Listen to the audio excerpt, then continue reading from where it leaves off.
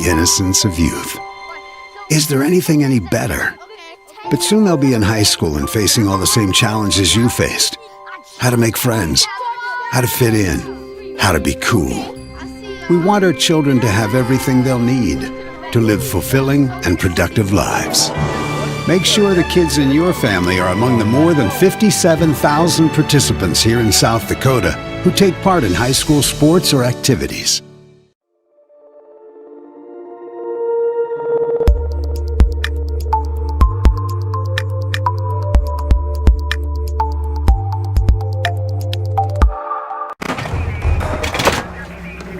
Everyone says they want to change the world. But not everyone will.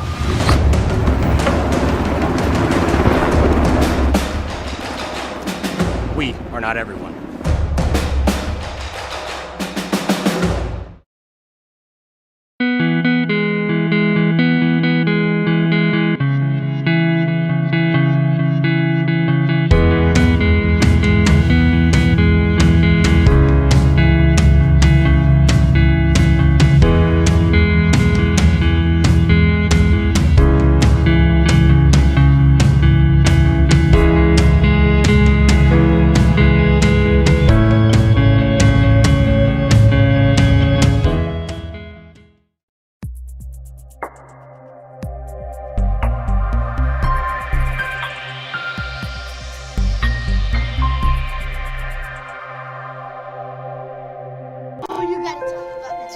The innocence of youth.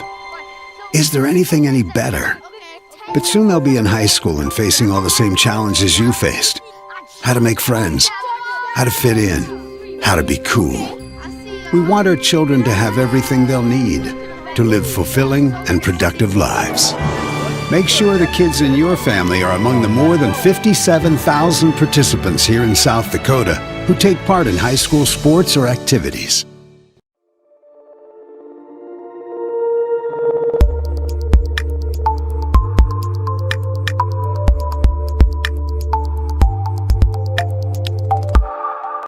Moment when you realize We hope you are all enjoying the student productions of your school. Tonight's event and every event produced by your school during the school year are created, filmed, and produced by the students you love to follow and support. Become a booster of your school's live event coverage by becoming a sponsor. It's a great way to show your support of the athletes and students in your community. As a sponsor, you'll get great visibility for your business, organization, or family by supporting the live productions of your school. Limestone canyons, flowing waterfalls, and pristine beauty make Spearfish a sanctuary for those seeking the ultimate escape. Outdoor enthusiasts will find top-notch sport climbing, mountain biking, and UTV OHV trails. Guests are steps away from peaceful hiking trails and tranquil streams. Relax and rehash your day's adventure at one of our award-winning local breweries. Finding rest is an important part of any adventure. Lodging in Spearfish comes with a variety of choices, from cabins, B&Bs, and campgrounds to the comforts of your popular brand-name hotels. To find your unique adventure in Spearfish, go to visitspearfish.com now. High school basketball coming your way with the Pierre Governors still out in Rapid City. We play following the Governors, I should say, played very well in their first matchup last night against Rapid City Stevens, a 68-38 victory over the Raiders. Today they'll play the other AA team in Rapid City. It's Rapid City Central, of course, the Cobblers providing the opposition. We welcome you to Nas Gymnasium on the campus of Rapid City Central High School. With Heather Williams in studio, I'm Brian Oakland. Caleb Brozick will run camera with the help of Live Ticket once again here today as the Governors looking very good in their first game last night. We'll see if they can make it 2 in a row to start the season, and their home openers coming up next weekend as well. Talk about that in a little bit. We'll take a opening timeout as coming back after a 2-minute break, we get into our Becky Potts of a State Farm pregame show, talking about how things went last night in all of Class AA, boys and girls. We'll take a look at some other things as well. And, of course, coaches' conversations, keys to success, all that and more. Coming up after a 2-minute break, the Becky Potts of a State Farm pregame show begins with day number 2 of the opening weekend of Pierre Governor Boys Basketball, and your official voice of the Governors, River 92.7, and live streaming at drgnews.com.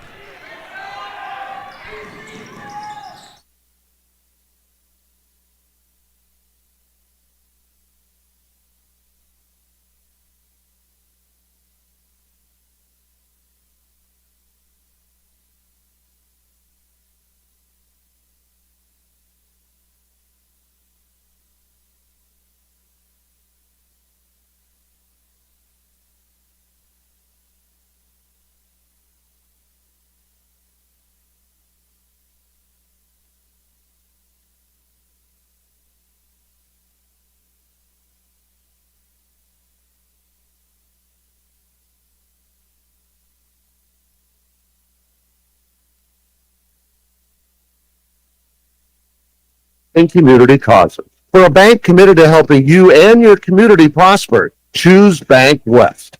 Bank West. Convenient, connected, committed. Member FDIC.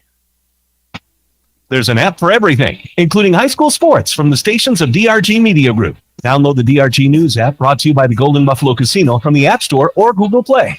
It takes only a moment, so you'll have it in time for this game. See live and archived video of all games. And when you select your favorite station during the live stream, the video will immediately pop up. See Central South Dakota high school sports on your phone or mobile device with the DRG News app, brought to you by the Golden Buffalo Casino. Download it now at the App Store or Google Play. Hi, everyone. This is Brian Oakland, the voice of the Pierre Governors on River 92.7. You know, the men and women at the Hughes County Sheriff's Office know a great team when they see one. Long hours, hard work, determination. The Govs have it, and we're proud to support them. If you want to know more about our 361 team and how you can be a part of it, log on at hughescounty.org and click on the Sheriff's tab. The Hughes County Sheriff's Office says, go Govs.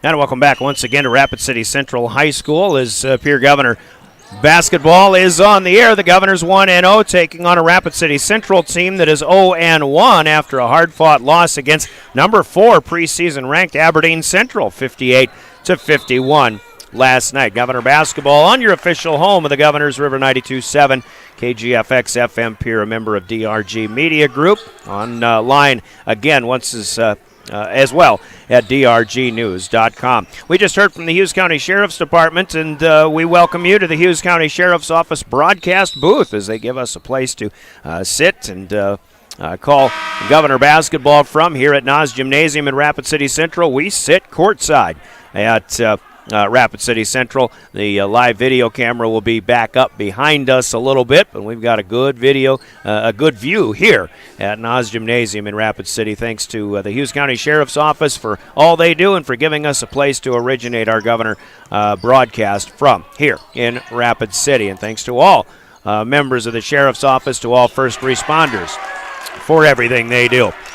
We've got a pretty good sophomore game turning out here. The Governors sophomores have been trailing by double digits through much of the game, but here with 3.5 minutes to go, they've cut what was an 11-point lead at 45-34 down to 2 points. It's 49-47 right now. Rapid City Central leading this game. They trying to hang on to this one. Governor sophomores lost their first game last night, but the Governor JVs, who lost by 2 at Rapid City Stevens last night, did get a 52-35 win here earlier today. So looking pretty good in that one. And, of course, the Governor Varsities looked real nice last night in a 30-point win over Rapid City Stevens, 68-38. That'll put us into this matchup today here with Rapid City Central. Other games that occurred last night, we mentioned Central falling to Aberdeen Central 58-51. One other score that was reported in AA had Spearfish defeating Belle Fourche up in Spearfish 65-61. Sturgis and Douglas, I believe, probably played, but no report on that one. Here today with games, and there were games that were supposed to be played last night in the eastern part of the state, but with that snowstorm, of course, a lot of things got postponed last night. Here is the schedule for today as the Governors play at Rapid City Central. Of course, Aberdeen Central playing out west at Rapid City Stevens. O'Gorman is at Brandon Valley in the east today. That was postponed from yesterday. Douglas will play here in the Rapid City area at Rapid City Christian. And Huron and Mitchell will play a doubleheader in the Corn Palace, rescheduled from last night as well. And in Sioux Falls, rescheduled from last night, Sioux Falls Roosevelt playing at Sioux Falls Jefferson. Out here in the Black Hills, Spearfish and Sturgis will get their annual rivalry going a little bit early in this season as they'll play tonight in Sturgis. Upcoming action for on Tuesday for Class AA. Speaking of the renewal of the rivalry, Rapid City Central and Stevens, their next game after today will be against each other. That at Rapid City Stevens on Tuesday night. Coach T.J. Hay of Rapid City Central told me they've never played that game before Christmas, and he's been on both sides of the the matchup there. He's a former coach at Rapid City Stevens, now, of course, here at Central. But they'll play on Tuesday night. Other games have O'Gorman at Roosevelt, Brookings at Huron in the ESD. Sioux Falls, Washington goes down to Yankton to take on the Bucks. Sioux Falls, Lincoln at Harrisburg, and Watertown at Mitchell, with Sturgis playing at Belle Fourche. The Governors will not be playing until Friday and Saturday. They'll have their home opener Friday when they entertain the Sturgis Scoopers. Saturday afternoon, they'll take on the Spearfish Spartans. As the Governors have gotten back into a tie here, 52-52. Now an inbound steal. A steal of the inbound pass. Pierre has a chance to take their first lead in this game. If they've had a lead, it was very early. And they've got a timeout called here. So a good come-from-behind effort here going with the Pierre Governor sophomores on the floor right now. Girls basketball, as we take a look at what's coming up with the girls. The Governor girls had their home opener last night, their season opener, but did come up short to Rapid City Stevens. Too many turnovers, I think, in that first half. David Burrell said he had them at about 17 turnovers in the first half, and they trailed by 17 points. Or I take that back. They trailed by 8 at the time, but they do lose by 11, 61-50 in their opener last night, trying to get to the point where I can see other scores. Here we'll pass those along, but earlier in the week there was some girls basketball action in Class AA. Huron got a 46-43 win over Yankton on Tuesday night. Then a couple of Thursday games and a high-scoring one at that. Brandon Valley defeating O'Gorman 70-66, and then Sioux Falls, Washington had a win over Sioux Falls Lincoln 70-45. That was Thursday night, and again, a lot of action got postponed last night. But the games that were played had Stevens beating Pierce 61-50. Rapid City Central defeated Aberdeen Central 51-28 up in Aberdeen. And Spearfish with a win over Belle Fourche 54-45. Here's what's happening today with Pierre hosting Central. Stevens heading up to Aberdeen Central. They're playing that at the Civic Arena downtown Aberdeen.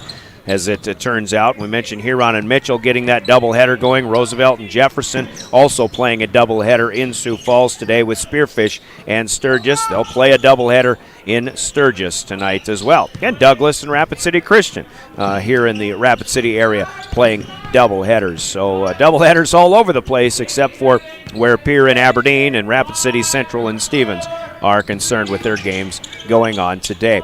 That's the schedule of events, and let's take another 2-minute timeout. We'll continue our pregame show, and we've got coaches' comments and keys to success. Brianna Kusler off of her first career varsity postseason win last night. We'll have her with us in our Central Dakota Eye Care Keys to Success coming up next. The Becky Potts of a State Farm pregame show continues. You're listening to Pierre Governor Basketball.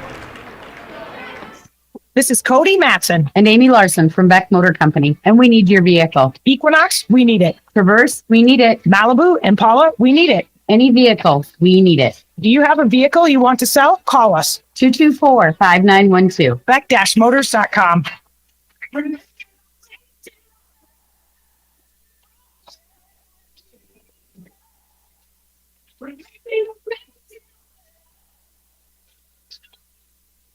Dakota Storm Roofing is a locally owned roofing company in Pierre, specializing in both residential and commercial roofing services. They can handle your asphalt shingle, metal roofing, and flat roof needs. New construction, plus all types of roof repairs. They can handle the finishing touches, adding fascia, soffit, and gutters too. No job is too big or too small. For a free estimate, call Dakota Storm Roofing at 280-9794. Go to DakotaStormRoofing.com or find them on Facebook or Instagram. Hey DQ fans, there's a new treat in town this fall, the Reese's Pieces Cookie Dough Blizzard Treat. It's a match made in flavor heaven with Reese's Pieces, chocolate chip cookie dough, and peanut butter topping, all mixed in world-famous soft serve. You heard that right, Reese's Pieces and cookie dough.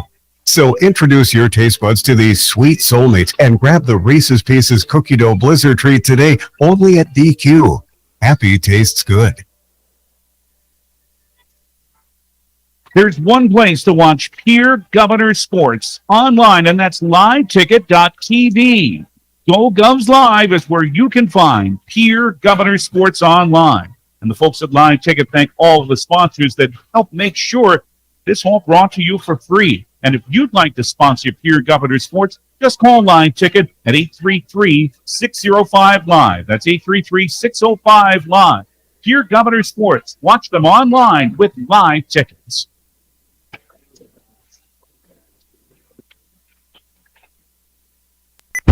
All right, let's go. Keys to success in game number 2 and a back-to-back trip to Rapid City. Let's talk with Brianna Kusler, the head coach of the Governors, on a really nice win to start the season last night. We talked a little bit about first game of the year. You expect mistakes, and maybe there were a few. You expect some inefficiencies, but we didn't really see, in my opinion, a lot of that. And what we had was a complete game, really 32 minutes, just an outstanding start to the season. I thought that it was a really great team victory, and everybody spread the wealth, and everybody did their job defensively. They boarded the ball well. We looked to push the ball in transition, pushing with patience, and really everybody played their role and didn't try to do too much, and that was really good for us. And I'm even seeing that in one game, and granted, you're going to play better teams certainly after Christmas or whatever, but I think it just shows a lot of excitement, a lot of promise for what you've got coming up this year. They've really embraced the challenge of buying into that defensive end of things and allowing our defense to play into our offense, and trusting that we don't get the looks that we do offensively if we're not sound defensively. So we've appreciated their embracing of that challenge, and I think you saw that last night. It was good team defense. Everybody did their job, and then everybody found a body. We had a lot of kids with boards, both offensive and defensive. A lot of kids coming off the bench, stepping up big for us, and that's something that is to our advantage moving forward, is the depth that we have. And there's one thing you really want to avoid all the time is scoring lulls. You know, you didn't have that. There weren't those anything really more than 2, maybe 3 minutes at most where you're not scoring, and here you are scoring double digits in every 8-minute period. Yeah, and that's something that I think is a good thing for us, is we have a lot of kids that can start the break for us, and maybe we might not necessarily want them bringing the ball up every single time, but I mean, a Jet Zabel or a Jackson Edmond being able to get 1 or 2 dribbles and advancing that's going to get us ahead of the defensive transition, and we'll be able to capitalize on that a lot. Not relying so heavily on one person to bring the ball up all the time. We can spread the wealth there. And speaking of a guy like Jet Zabel, I mean, that's a good example of the depth that you have that is really going to be a luxury for you this year. He came in and he played like a man last night. I really thought that he showed a lot of growth, and he did the little things. Really tough game for him. He just out-hustled kids. His strength was way bigger than anybody of theirs. And I think he went up and he just ripped balls away. And then I think you also look at Jacob Mayer just setting the tone defensively for us, and his pressure and making them uncomfortable from a guard position, and not handling that pressure very well. It gave us a lot of confidence behind him and amped up our energy there. All right, so now you got Rapid City Central, and I think you're going to see a lot of similarities maybe. This is a team that lost a lot to graduation, but they played Aberdeen Central real tough last night. You're exactly right. We'll see a lot of similarities. I think when I was watching the film on them from last night, they resemble Rapid City Stevens quite a bit, which is nice for us to not see 2 completely opposite teams in the same weekend. But again, it really comes down to our side of the game, and what we want to focus on is that defense and that rebounding, and then being able to allow that into our offense and slowing them down. They like to penetrate.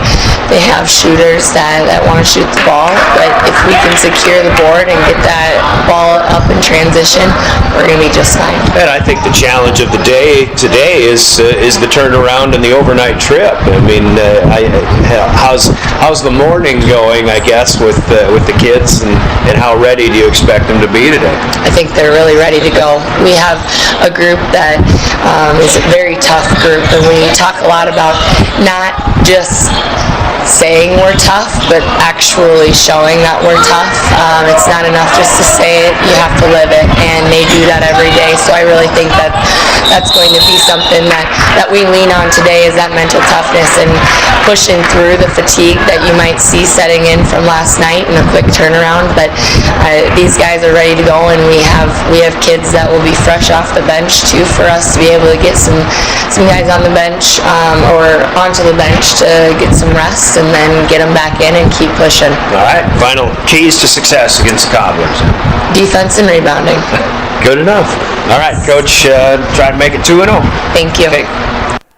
There she is, Brianna Kusler, the 1-0 head coach of the Pierre Governors. Her coach's comments and keys to success are brought to you by Central Dakota Eye Care in Pierre. Before we hear from them, we've got a sophomore game with 2.1 seconds left that is tied at 55-55. Rapid City Central has the ball. They just got a timeout called on a loose ball that didn't seem like anybody had control of it, but they've got 1 second on a shot clock. They've got 2.1 seconds left on the game clock. We may be heading to overtime here before too long in this sophomore game, and a very good come-from-behind effort by the Governors in this fourth quarter. So we may have an extended pregame, but we'll see how that goes. Let's hear from Central Dakota Eye Care, and when we come back, we'll talk with Rapid City Central head varsity coach TJ Hay as our keys to success and our Governor pregame continue on River 92.7.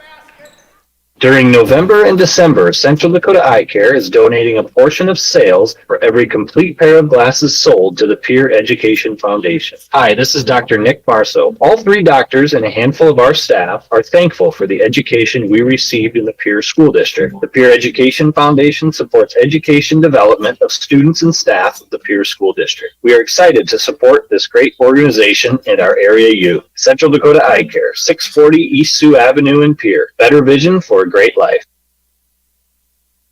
All right, with more keys to success from the home head coach, it's TJ Hay of Rapid City Central. It's first game for them. For you last night, Coach, just like it was for everybody else that got to play last night. Aberdeen Central was in here, and I know you've lost a lot to graduation this year. Maybe going to be a little bit of a rebuild, but really a competitive game against an Aberdeen team that has a lot of promise this year, according to those who think they know high school basketball in South Dakota. Yeah, I was proud of our kids because we competed really well, and we had no kids that had any varsity experience playing last night, and we played 11 kids, and they all competed hard, and of course we made some, sophomorish mistakes, silly turnovers and things like that. But, we made a little run. I think we got up by 8 at one point and missed a wide open three that was in and out. Could have put us up by double digits and had a 2-point lead going into the fourth quarter, and just they wore us down and do what good teams do. Made free throws and got to the rim and got some offensive rebounds. But I was happy with the way our kids competed. Yeah, you're always going to have those growing pains and first game mistakes and things like that, but now as you get to turn right back around and play a second game, hopefully you get that same kind of effort and against another team that played pretty well last night. Yeah, they played really well, and we're going to have to make sure we get back in transition, and we're not nearly as athletic we've been the last few years, so we really got to be exact on things we do. We got to be in the right spots, because we don't have guys that are, gonna bail us out and 6'4", 6'6" that have 35-inch vertical jumps. We just don't have those kids. But we got to move our feet and get in the right spots and defend, and we got to box out and play defense as a team. Offensively, we have not put a lot of time in because we've had to teach so many things that in the last few years we just kind of build on when we start practicing. We had to go back to square one because none of these guys really practiced with us. It's amazing how fundamentals are such a key, though, if you want to play winning basketball, even though that may take a while, you got to start with fundamentals. It is, and it was hard the first few days, because I know that they played in our program last year, and I know coach, but they were just, we had to start from block one. And I kind of have that philosophy where the offense is going to come along, but you can always teach and play good defense. Okay. Yeah, and a lot of these guys play AAU all summer, and of course they playing defense, so we really been stressing. We're going to stress all year because I think we can be a good defensive team. We're not overly sized, but we got kids that know how to play basketball, and we just got to get to the point where we're doing the things they're coached to do. All right, your matchup against the Governors and what they have and the athletes they have. I know it's a challenge for you, but what do you see in this? It is, the size and athleticism is we're not even in the same spectrum. But like I said, if our kids show up and compete every day and get better, that's what we want. And I think if we get in the right spots and we don't gamble on defense and make some free throws and stay close in the game, I'm not sure what happens. I was really impressed how well they ran the floor last night. They were getting transition baskets nonstop from the tip off, all the way to the end of the game, and it's kind of how their JV played today too. Just get out and run, and their JV kids are super athletic and can jump and can shoot it, and we're really gonna have to play solid. Okay. All right. Keys to success then for the Cobblers. I think one, we got to make sure we stay in the game and don't let anything get out of hand right away, because if they're young kids, they have a tendency to hang those heads a little bit, and last night we did a good job of that, and of course we got to make sure that we're staying in front of the ball. I know they can shoot it, but if we're letting them get to the rim, we're going to be in trouble. And, hopefully we got some guys who step in and take some charge, be in the right spots, and offensively we just can't turn the ball over. We got to give ourselves a chance to score every possession. Well, and I'll say this: maybe you get a team that spends a night in a motel and their shooting percentage isn't that good. You pull down some rebounds, and that's how you stay in the game. Yeah, that's what I told them. I said, you guys get to go home and sleep in your own bed, and they probably have to go to the hotel and eat some cold pizza for supper, probably 4 guys to 1 room, and so we just got to bounce back, and this is our home court and home crowd and our first Saturday, and they were tired last night, but I said, most of you are only 15 and 16. How tired can you be? It's a good point. We'll see how that goes. Coach, appreciate your time. Good luck today and the rest of the season. Thank you. There's TJ Hay, the head coach of Rapid City Central, as the overtime underway. Rapid City Central has a 60-57 lead, and it looks like the Pierre bench just got teed up about something, but I don't know. I tell you what, you come out here to Central, and it just seems like every time, boys or girls, it's things get a little bit heated from time to time, and it's never an easy ball game for whoever is playing on the court. But a 60-57 overtime lead right now for Rapid City Central, 2:28 to play. Again, our thanks to Coach TJ Hay for his coach's comments. Keys to success that are brought to you by Central Dakota Eye Care in Pierre. And with an extra opportunity to fill more time here in our Becky Pottsema State Farm pregame show, let's take a 3-minute break. There's another big event going on here in Rapid City. It is the Rapid City Invitational Wrestling Tournament. I meant to talk about it last night, but I completely forgot about it, didn't get around to it. So we'll check up on the Pierre Governor wrestlers, see how they're doing at the Rapid City Invite over at the Monument today, which is just across the street from where we are right now. And that's coming up. We still have starting lineups and more still in our pregame show with a little bit more time to spend here in pregame at Nas Gymnasium at Rapid City Central. Back in 3 minutes, you're listening to Pierre Governor Basketball. Chances are you're overlooking a big energy thief in your home or commercial building. The Garage Doors. But Overhead Door Company of Pierre can help stop that energy waste with a full range of insulated, weather-tight garage doors. Their residential garage doors give you insulated performance at an uninsulated price. And their Thermocore insulated steel doors give commercial buildings the energy efficiency they demand today. Find out more. Call Overhead Door Company of Pierre at 1-800-649-9905 and put a stop to the garage door energy thief. Finances, retirement, and investments can all be confusing. Even though we have access to an infinite amount of information, often there is a disconnect between what we should do and what we are actually doing. That's why at Ranky Gray Wealth Management, our team has devoted over 35 years to bringing clear advice about reaching financial independence. The information you need and how to apply it is as simple as calling Scott and I at 224-5959 or visit rankygray.com. Securities offered through LPL Financial Member FINRA SIPC. Investment advice offered through GWM Advisors, a registered investment advisor. GWM and Ranky Gray Wealth Management are separate entities from LPL Financial. At Avera Health Plans, health insurance is more than just coverage. It's about making connections. We connect you with quality health care so you're covered when you need it, to health coaches and nurses who help meet your health goals, and to a quality network of providers, specialists, and 24/7 virtual care. Our focus is on your everyday well-being. Wherever you are along the journey, choose our health plan with connections. Visit averahealthplans.com. Push it, pull it, drag it, haul it, tow it. Just get your trade to Gateway Ford Lincoln Toyota in Pierre. Right now, your trade is worth at least $2,500. If it's got a VIN number and on 4 wheels, we'll give you $2,500 for it when you trade it in at Gateway Ford Lincoln Toyota in Pierre. Don't wait. This special won't last long. Get $2,500 when you trade yours in at Gateway Ford Lincoln Toyota, 518 East Sioux Avenue in Pierre. Call 605-224-7378 and visit gatewayfordtoyota.com. Limit one $2,500 trade per deal. Some restrictions apply. See dealer for details.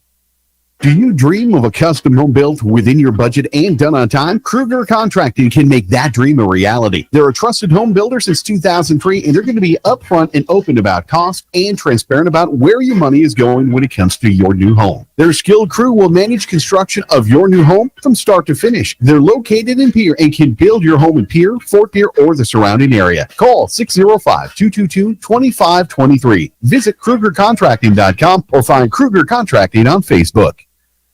At American Family Insurance, we help protect what you've achieved so you can fearlessly go after your dreams. For auto, home, business, and life, contact us today.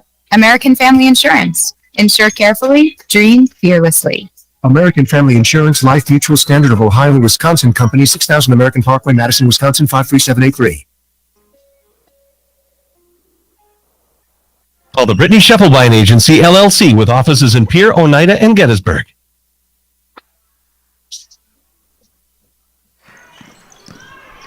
Back at Rapid City Central High School, our Potsdam State Farm pregame show continues. Brian Oakland with the play-by-play, and again, an overtime game that has now the Pierre Governors leading in the sophomore matchup 61-60.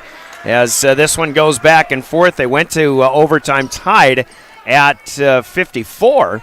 So both teams are playing pretty well here in the overtime period. But with 1:23 to go, we continue in our extended pregame contest here. Game number 2 for the Governors this season, a 68-38 win at Rapid City Stevens last night, as Rapid City Central lost to Aberdeen Central by the score of 58-51. Central, a team that doesn't have a lot coming back. In fact, I think they're starting 5 all-new players this year in that first contest from last night, but a team in Aberdeen Central who is preseason ranked number 4, but from what I've heard about Aberdeen Central, just looked like they didn't really have a lot of energy last night, jogging up and down the court rather than playing with a lot of energy, and still they were able to wear down the Rapid City Central boys that some of whom played almost 7 full quarters with their JV game, and then the varsity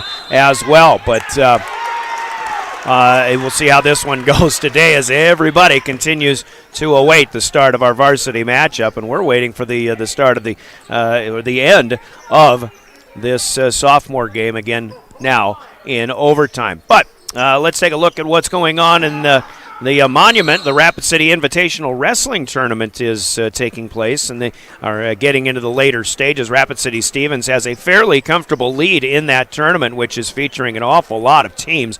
But they've got 207 points overall. Watertown is now up into second place at 172.5. Harrisburg at 171, followed by Sturgis 166.5, and the Governors are in 5th place at 163.5, ahead of Bismarck High, who has 145.5. So they have the 2 through 5 are pretty tightly bunched, but Number one, the gap between number 1 and number 2 is decidedly in Rapid City Stevens' favor, and then a fairly decent gap between number 5 and 6 between Pierre and Bismarck. T-Area is a team in 8th place right now. They've got 131 points. Sioux Falls Lincoln scoring 118 and a half. Aberdeen Central at 85, and then Rapid City Central in 14th place at 65 and a half. Millbank is there, Huron is there, West Central, Beersford, Alcester, Hudson, Spearfish, Chamberlain, also from South Dakota, and a host of other teams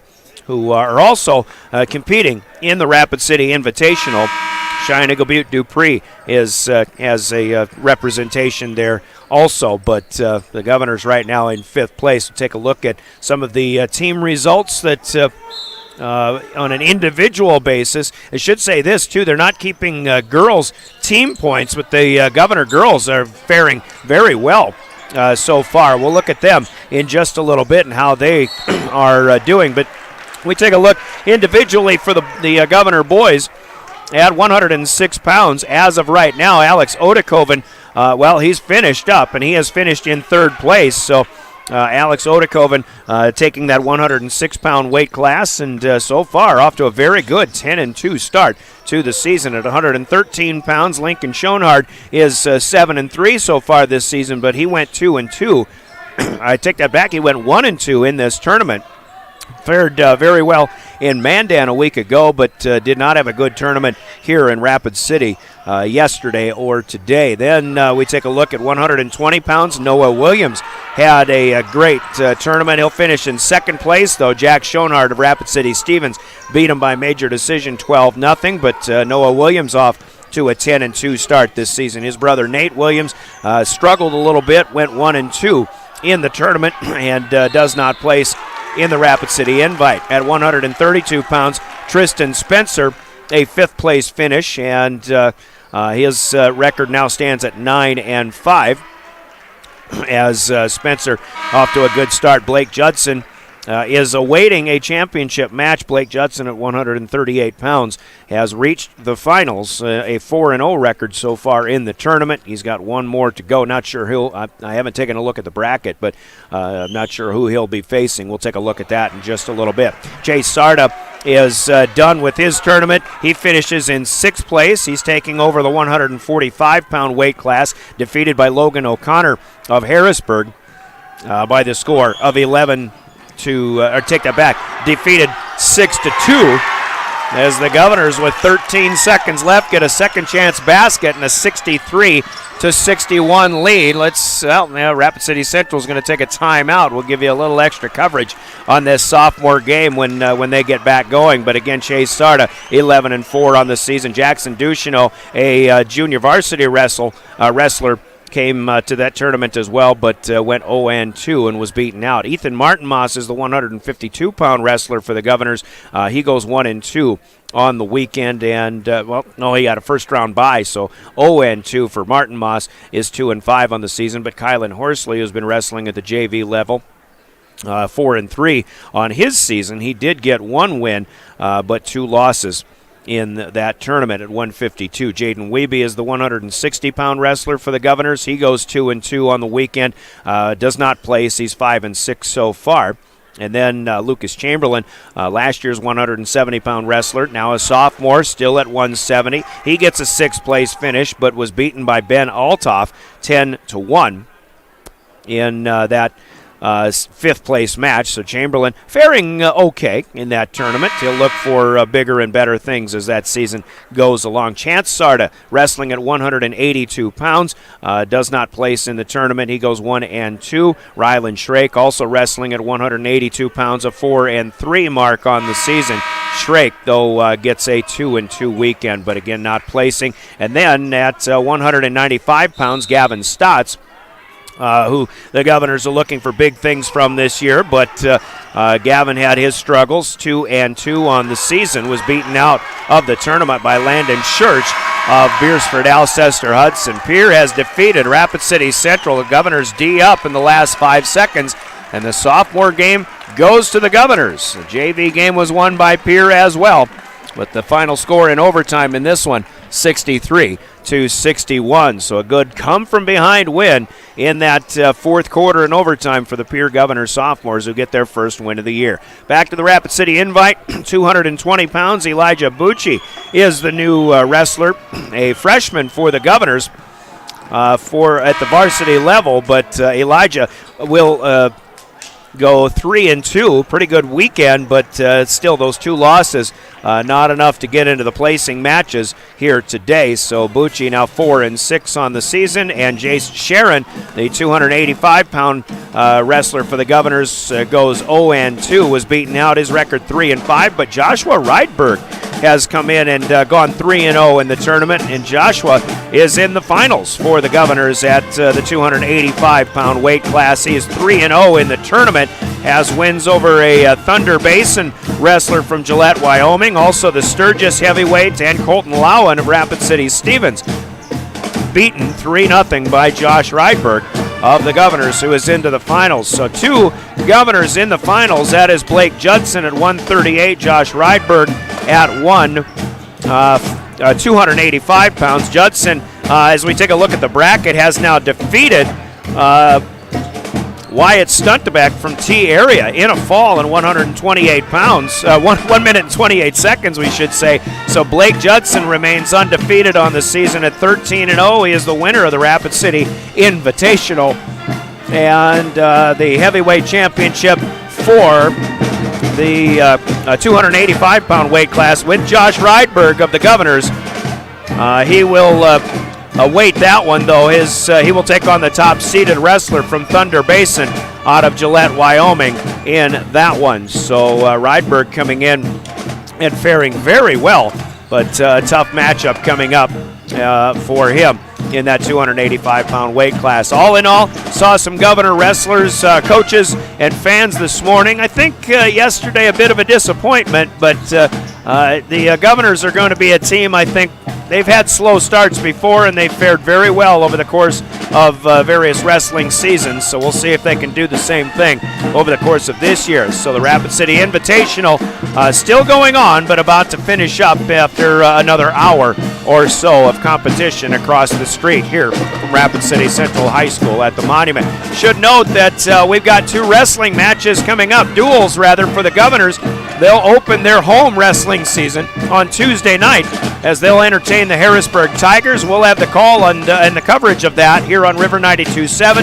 And then Thursday, the Governors will go up to Aberdeen to take on the Golden Eagles, and we'll have that matchup for you as well. A couple of duels on Tuesday and Thursday. Pierre Governor Wrestling here on your official home of the Governors, River 92.7. And then high school basketball with the boys hosting Spearfish and Sturgis once again next weekend. Actually, Sturgis on Friday, Spearfish on Saturday. Plenty more to talk about in that, but let's take another 3-minute break. We'll come back. It'll be time to give you starting lineups in our varsity contest as the Governors tangle with the Cobblers today here on River 92.7 and drgnews.com. Smart grocery shopping takes a little bit of TLC. Lynn's Dakota Mart in Pierre is thrifty, local, and convenient. Lynn's Dakota Mart prides itself on their fresh produce, high-quality meats, and bakery goods. Grab some Caribou coffee while you shop, too. Lynn's Dakota Mart features a nice selection of beer, wines, and liquor. Stop at Dakota Mart Gas and save up to 20 cents per gallon every day. Take care of your prescription needs at Lynn's Dakota Mart Good Neighbor Pharmacy. Thrifty, local, convenient. Lynn's Dakota Mart in Pierre, your hometown neighborhood market. This Governor Sports Moment is brought to you by the team at Fisher Rounds and Associates.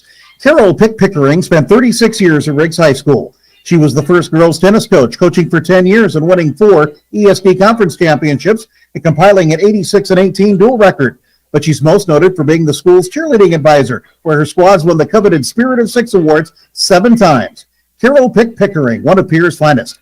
This Governor Sports Moment has been brought to you by the team at Fisher Rounds and Associates of Pierre. South Dakota didn't always have a capital, or even a permanent settlement for that matter. There wasn't always a river city on the Missouri River. And before First Dakota filed the first charter in 1872, there wasn't always a bank in South Dakota. Every timeless institution, tradition, and thriving business was started somewhere by someone who had a dream and the passion to make it happen first. What will be your South Dakota first? Visit firstdakota.com/first. Member FDIC.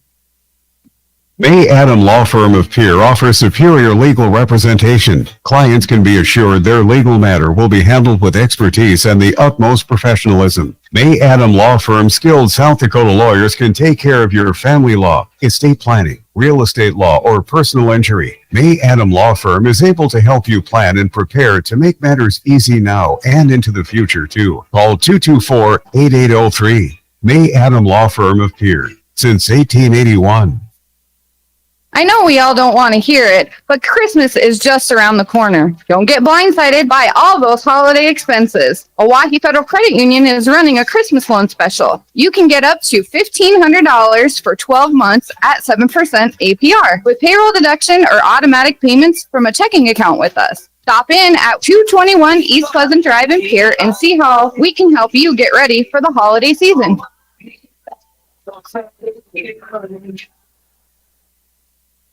From the early days of South Dakota statehood through today's digital revolution, BankWest has remained committed to helping customers and communities succeed. BankWest Associates uphold this commitment by developing innovative products, tailoring financial solutions to customer needs, and actively supporting community causes. For a bank committed to helping you and your community prosper, choose BankWest. BankWest, convenient, connected, committed. Member FDIC.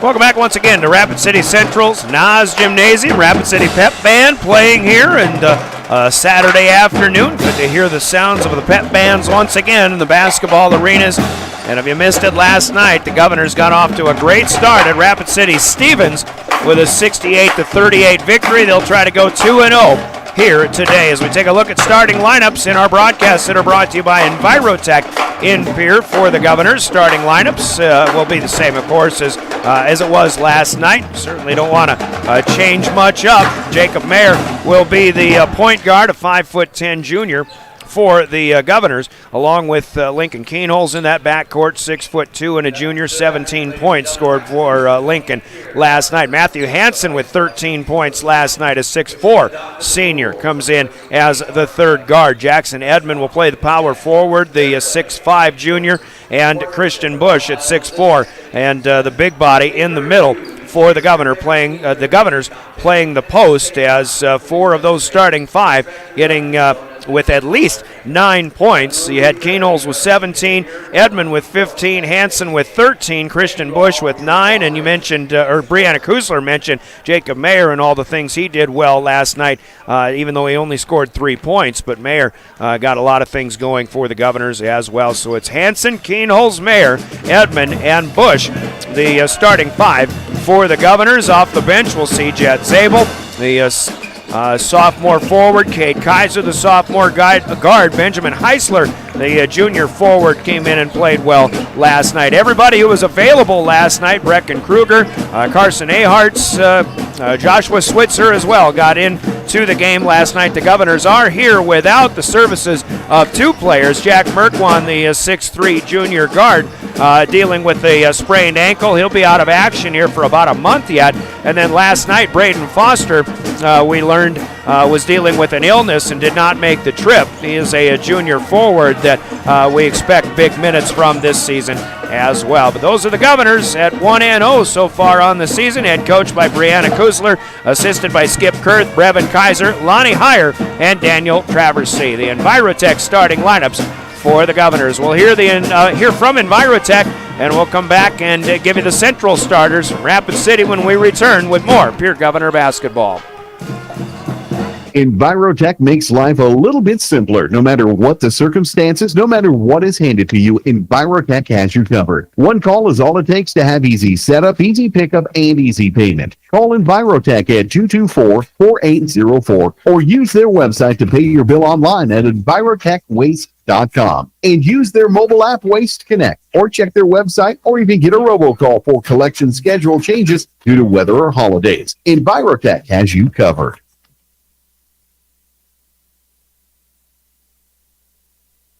Envirotech starters for the home team today, Rapid City Central, as they'll go this way. 3 guards, actually 4 guards listed. Jet Janvrin, let's make that three-guard set. Jet Janvrin is the point guard, a 6-foot sophomore. Reno Loa, 6'1" senior, plays the two-guard. Wyatt Anderson, the three-guard at 6'2" and a senior. Bigs up front will be Cooper Totten. He is a 6'5" junior.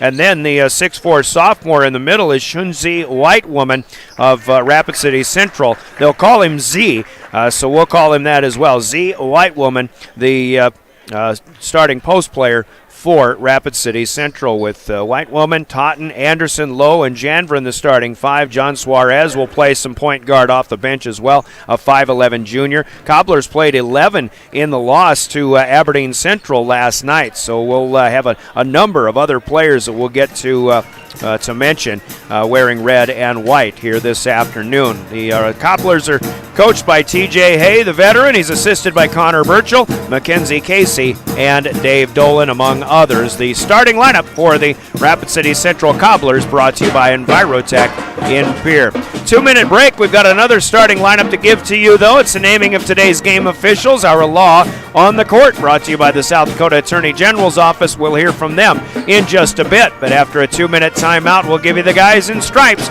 here in this boys basketball matchup in Rapid City this afternoon. You're listening to Pierre Governor Basketball.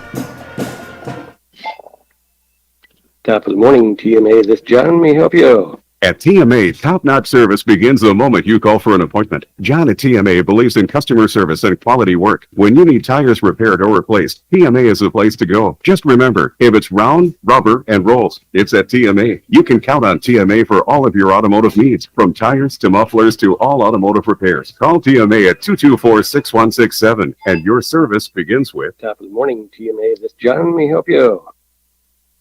Taking care, touching lives. Avantera Pier has an opportunity for one full-time LPN or RN. Be a part of a family-oriented team environment with an aggressive pay plan and excellent benefits package available. Avantera Pier is a new company under new ownership in Pierre. Apply today at Avantera Pier, 950 East Park Street, or call 224-8628 for more information. Apply online at legacyhc.com or Indeed. Avantera Pier is an equal opportunity employer. Health, happiness, and home. Hi, this is Tara Sunshine of Kathy Sunshine Properties. Our team at Kathy Sunshine Properties has extensive training in the real estate field plus years of experience. It is my goal to provide you with superior service at all times. When you want to sell your home, call my mom. She loves houses. Contact me, Tara Sunshine, at taradee@midconetwork.com or 224-5588. I look forward to working with you.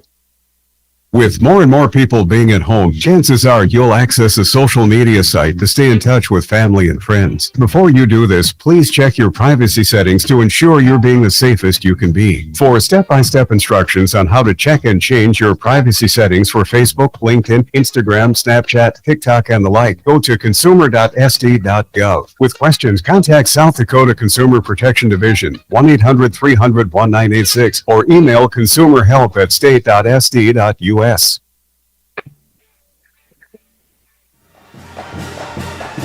Back again in Rapid City, hearing from the South Dakota Attorney General's office and their division of Consumer Protection. We give you today's law on the court, our game officials, and our officials licensed by the South Dakota High School Activities Association to officiate high school basketball. And as always, we thank our officials for doing what is oftentimes a thankless job in officiating high school sports. Working today's varsity contest are Chip Frankie, Mike Kirkaby, and Dwayne McPherson. Our game officials, Chip Frankie, Mike Kirkaby, Dwayne McPherson, our law on the court. The guys in stripes, the game officials. Brought to you by the South Dakota Attorney General's office and their division of Consumer Protection.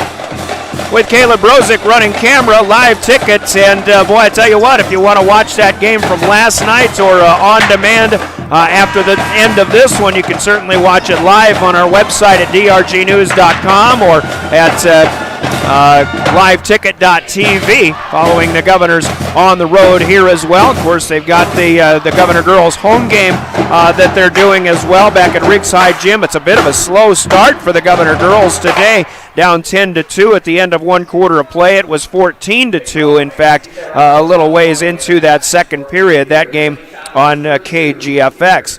fact, they just updated the score, 32-8. Rapid City Central leading at halftime. They announced that here, so not a good day so far for Kirk Bebout and the Governor girls. We'll keep you updated on that one as to how that one goes. Our tip-off will be coming up, but let's take another 3-minute break. We'll have our national anthem here in Rapid City. More coming up in the Governor pregame show. You're listening to Pierre Governor Basketball, River 92.7. Hey, it's the old top Gator here with Gators Pizza Pasta Subs in the Northridge Plaza. Gators is proud to be part of the Pier Fort Pier DoorDash delivery family. That's right, now you have a fourth way to get and enjoy your favorite flavors of Gators. Gators has dine-in, carry-out, curbside pickup, and now delivery right to your front door with DoorDash. Simply download the DoorDash app on your mobile device and order Gators. Gators DoorDash menu pricing has not been increased compared to your in-store purchases. Gators Pizza Pasta Subs in the Northridge Plaza. Hi, this is Jody from Dakota Plains Federal Credit Union. Now is the time to take advantage of our refinance program with rates as low as 2.49%, plus no payments for 90 days. Give me a call at 224-4844 or stop up and meet the new friendly faces at our new location on North Garfield Avenue next to the Northridge Plaza. Dakota Plains Federal Credit Union, member NCUA.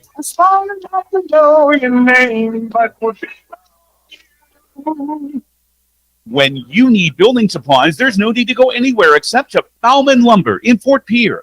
Bauman Lumber is locally owned and offers quality products, expert advice, free estimates, and free local delivery for large or small projects. Whether it's a home improvement project, remodel job, or all new construction, they even welcome special orders. Quality building materials and affordable prices for residential or commercial projects can be found at Bauman Lumber, 1223 Sale Barn Road, Fort Pierre, or call 223-9762.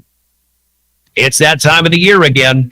Time to meet your friends at the Lariat Lanes and Pier. Time to sign up for leagues, which are forming now. Bowling, pool, darts. Stop in to check out the leagues and the schedules for each. The bowling center now features all new sync scoring, and they offer bumper bowling too. There's no better place to have your kid's birthday party. And for sports fanatics, view all the games in the Cactus Lounge, where they feature the NFL Sunday Ticket. Meet your friends or gather the family at the Family Fun Center, the Lariat Lanes and Pier. Wagner Auto Company, South Dakota's oldest auto dealer and Pierre, is your transportation headquarters in central South Dakota. With a great selection of new Buick, GMC, Chrysler, Dodge, Ram, and Jeep vehicles, and a large selection of quality pre-owned cars, trucks, and SUVs. View their entire inventory at WagnerAuto.com. Experience the Wagner Auto difference for yourself by letting them help you with your next set of wheels. Wagner Auto Company in Pierre. Comtech has your technology solution. Check out their showroom in Pierre, located conveniently behind Walmart, and see what you have been missing. There's a large selection of TVs, sound systems, and smart speakers, PCs, desktops, and tablets, home and business security and telecommunications systems. Comtech is your all-in-one solution for any technology needs. They wish the Pierre Governors best of luck at Comtech. Come see what you have been missing.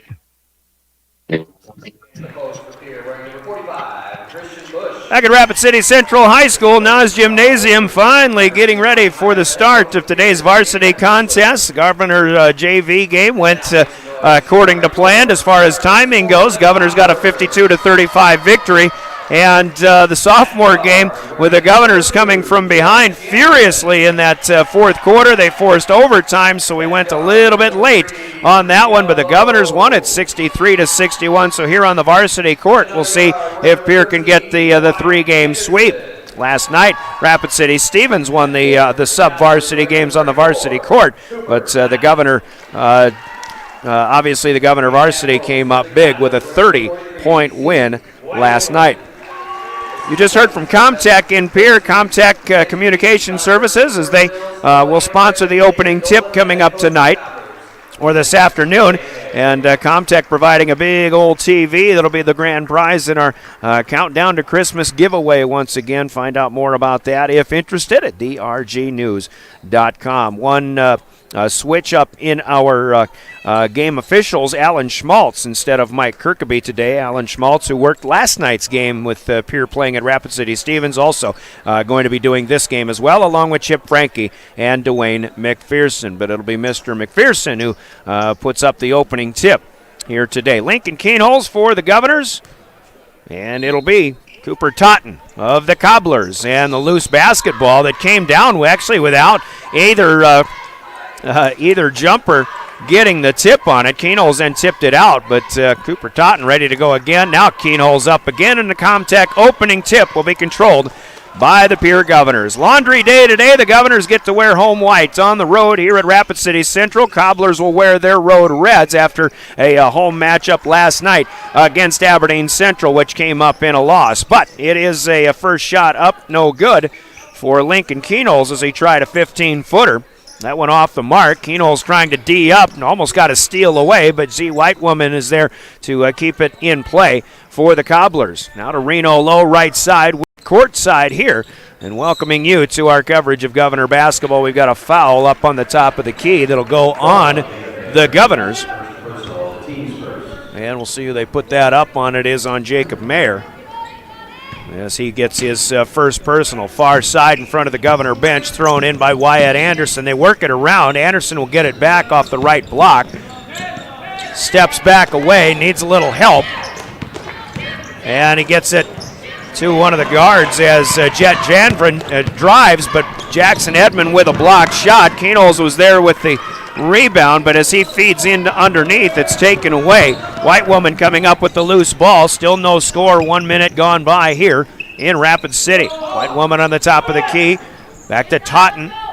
Still up top. He looks to the corner, and Matthew Hansen steps in front of the pass, and he got a fingertip on it, but Jet Janvrin still the last to touch it as the Cobblers will lose it out of bounds.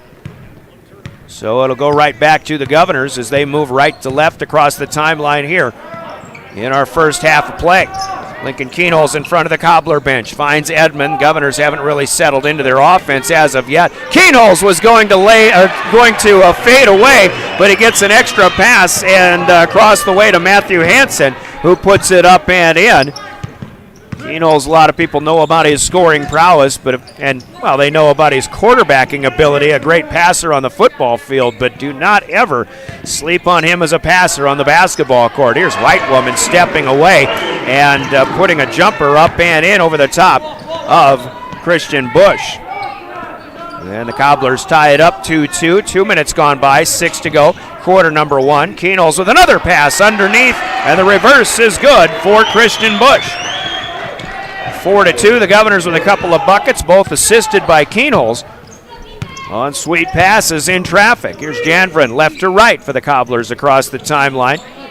Low, up to Anderson now, and the jump stop. Might have got away with the travel, but he forces one up, no good. Whitewoman has the offensive board. He'll put it back up and in. Second chance basket for Z Whitewoman,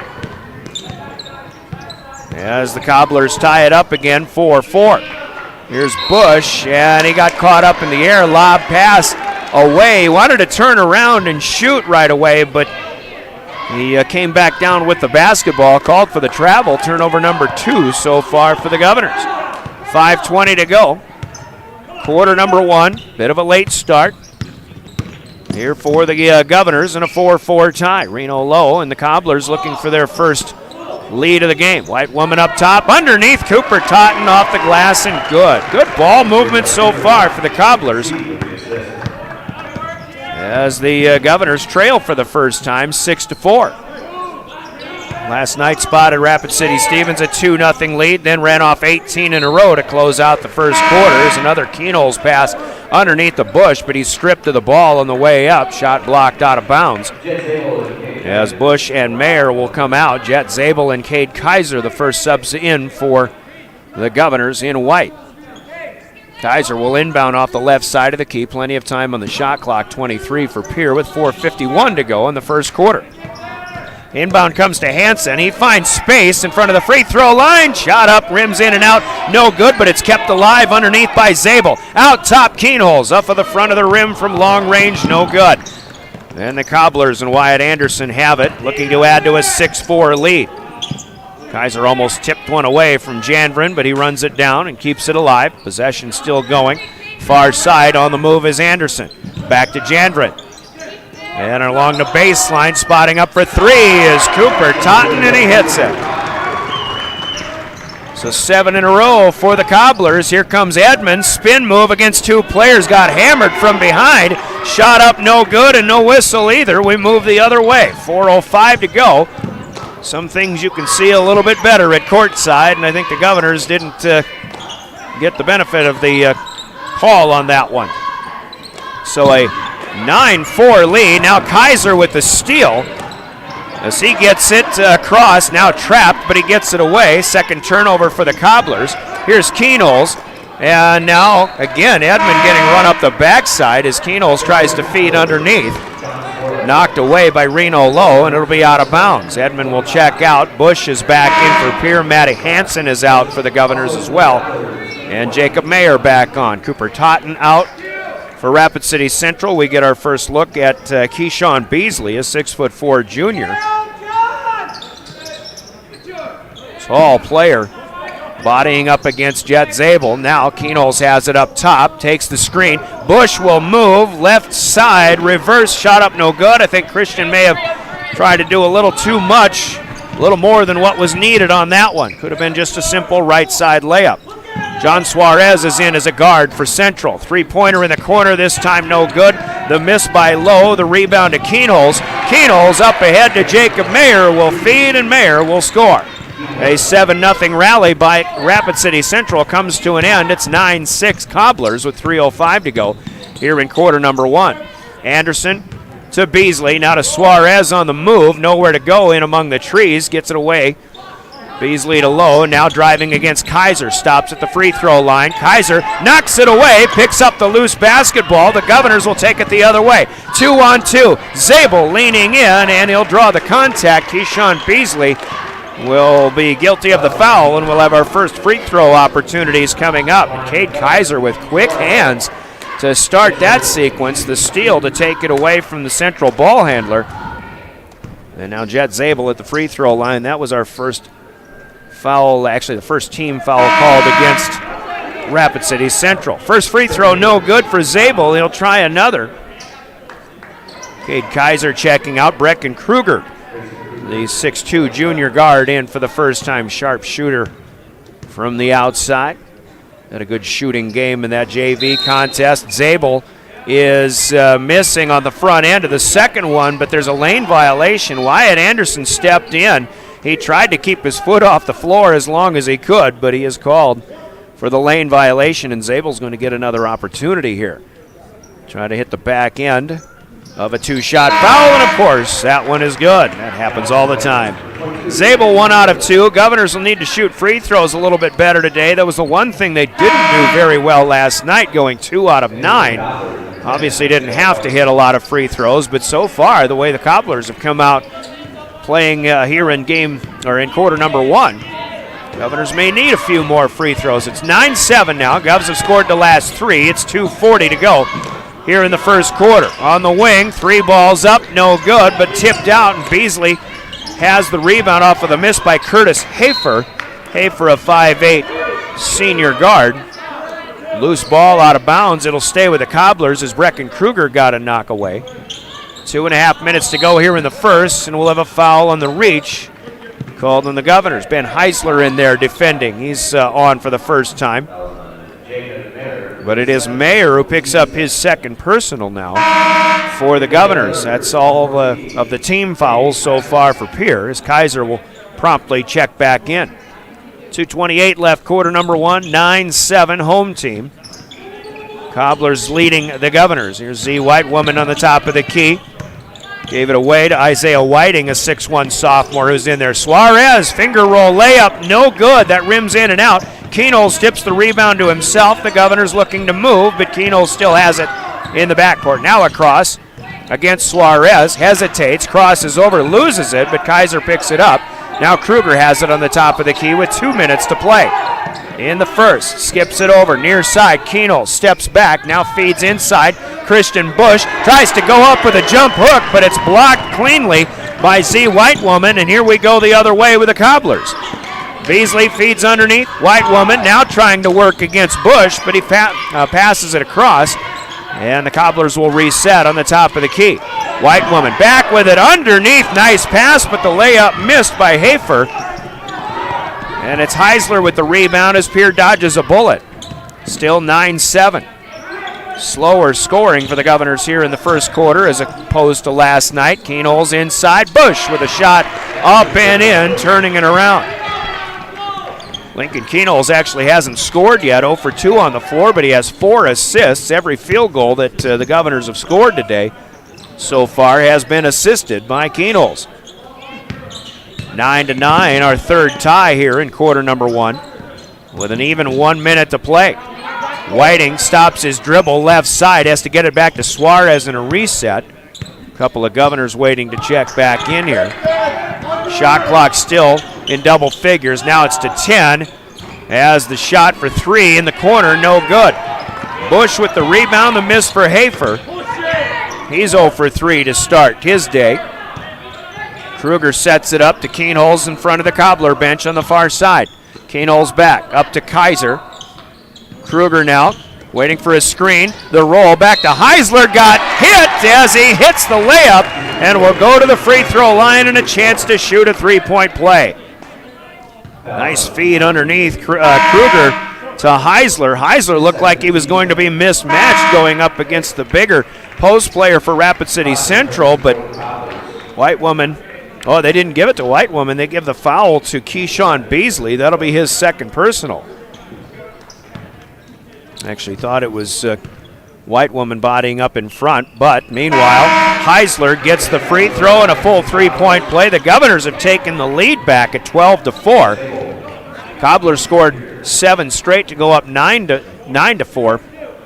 Should say it's 12-9. The Governors have countered now with 8 straight, and they lead again 12-9. Final possession here for Rapid City Central. Shot clock off. Game clock at 15 seconds. Free throw line attempt by Cooper Totten. No good. Keenholz with the rebound. The Governors have time. 7-6. Keenholz on the top of the key. Back to Edmond. And Edmond going to be called for the walk. He met up with Whiting just in front of the basket. That'll be a travel third turnover for the Governors. 2.8 seconds left, and Rapid City Central threw in too quick. Chip Frankie wanted the ball back, and he's got it. Now the Cobblers will have to go the length of the floor against the Governor press. Suarez will go half court. Shot up off the front of the rim, but no good. And the Governors, who fell behind but come from behind to take a first quarter lead at the end of one on the Gales Gas Service scoreboard. They lead the Rapid City Central Cobblers by the score of 12-9. Scoreboard brought to you by Gales Gas Service in Pierre. Governor basketball and your official. Of all the things you can teach a child, how to handle money is one of the most important. Their knowledge, discipline, and control in the area of money will follow them wherever they may go, and in every area of their life. Teach them the facts of money. Dakota Plains Federal Credit Union, federally insured by NCUA. We're big on you. We're small enough to know your name, but we're big on you. Dimmick Cheese has been making handmade artisan cheese for over 90 years and has over 25 flavors of cheese. Stop by the store for sampling of all the cheeses. The store also offers several South Dakota made products. And at the store, find Remedy Brewing on tap. Dimmick Cheese offers gift boxes and fundraisers are available. To find out more, go to the website dimmickdairy.com or call 605-928-3833. And don't forget to check your local grocery store for their premium cheeses and cheese spreads. Dimmick Cheese. Scott Darno with Lee Real Estate in City. Pierre. The Governors again gave up 7 straight to Rapid City Central, who led by 5 in that first quarter, 9-4. But the Governors come back with the last 8 of the quarter. They lead 12-9. We'll go to the second period of play here in Rapid City. Tough start again for the Governor girls at home. 3 of 25 field goal shooting on the floor against Rapid City Central, who leads 32-8. That game on KGFX. Cobblers have the first possession of the second period. Cooper Totten will miss on a left-handed jump hook, but Isaiah Whiting gets in there for the offensive rebound. Now ball knocked away, and it'll stay with Rapid City. See White Woman back in as it is Wyatt Anderson out. Cobblers have played with some fire and energy so far here in the first quarter. By all accounts, it's going to be a work in progress all season, but there's a double dribble for White Woman who had a pass knocked right back to him. That'll be turnover number 4. But I think with what the Cobblers showed last night against a team that a lot of people expect a lot from in Aberdeen Central, Cobblers had a 5-point lead at halftime, had a 2-point lead going to the fourth quarter, but the Golden Eagles ended up winning at 58-51. Keenels fading away, shot from the baseline, no good. Zabel up with an offensive rebound, trying to get rid of it. He does. And now Matthew Hansen will feed back up top. Edmond fires a long one. That's off the back of the rim, but kept alive again by Zabel. The Governors maintain the possession once again. Edmond right side. Now we've got a foul called away from the basketball. And they might be calling a double foul here, and that is the case. Dwayne McPherson going with Zabel and, is it White Woman? Cooper Totten against Zabel. So they both are whistled for a foul, double foul, and the Governor possession will continue. Zabel off of the inbound, feeds inside. Edmond had to force one up. Cobblers had their hands on the ball, and Edmond unable to come away with it. Cobblers with it, still trailing 12-9. Edmond going for a steal, but he runs over Totten, and he'll help him up at half court. First personal here for Jackson Edmond, team foul number 4 for the Governors. By the way, Rapid City with 3 team fouls as well. Jacob Mayer with 2 fouls in the first is back on the floor. As the Cobblers will go back on the offensive. Whiting feeds to the cutter. Reno Lowe back in there. Totten loses a handle on it, picks it up, but he steps on the sideline here to our right. That'll be out of bounds. It's turnover number 5 for the Cobblers. 6:30 to go. Quarter number 2. Governors, not quite the offense we saw last night. We still kind of wait for them to go. Zabel takes the pass in the top of the key, fakes a shot, and then is called for a travel. Might have been one of those that looks like a travel. Smells like a travel, but it may not have been a travel. I'm not so sure. 3 of those 3 traveling violations now, though, for the Governors, who I think only had 1 all last night. So it is a different game when you have to spend a night in a motel and turn around, play an afternoon contest. Here's White Woman. Inside jump hook is up and over the top of Zabel. Good for 2. So the 8-0 run by the Governors ended with that one. Here's Kruger from Edmond over to the right corner, far side, but no shot available. He has it back now from Mayer. Brecken Kruger still wants a 3, doesn't have it. John Suarez was right there. Here comes Hansen down the lane, but Reno Lowe will get him from behind. Matthew Hansen to the free throw line. Good move for Hansen there. Came from the left corner, dribbled to the left elbow, then tried to go down the lane.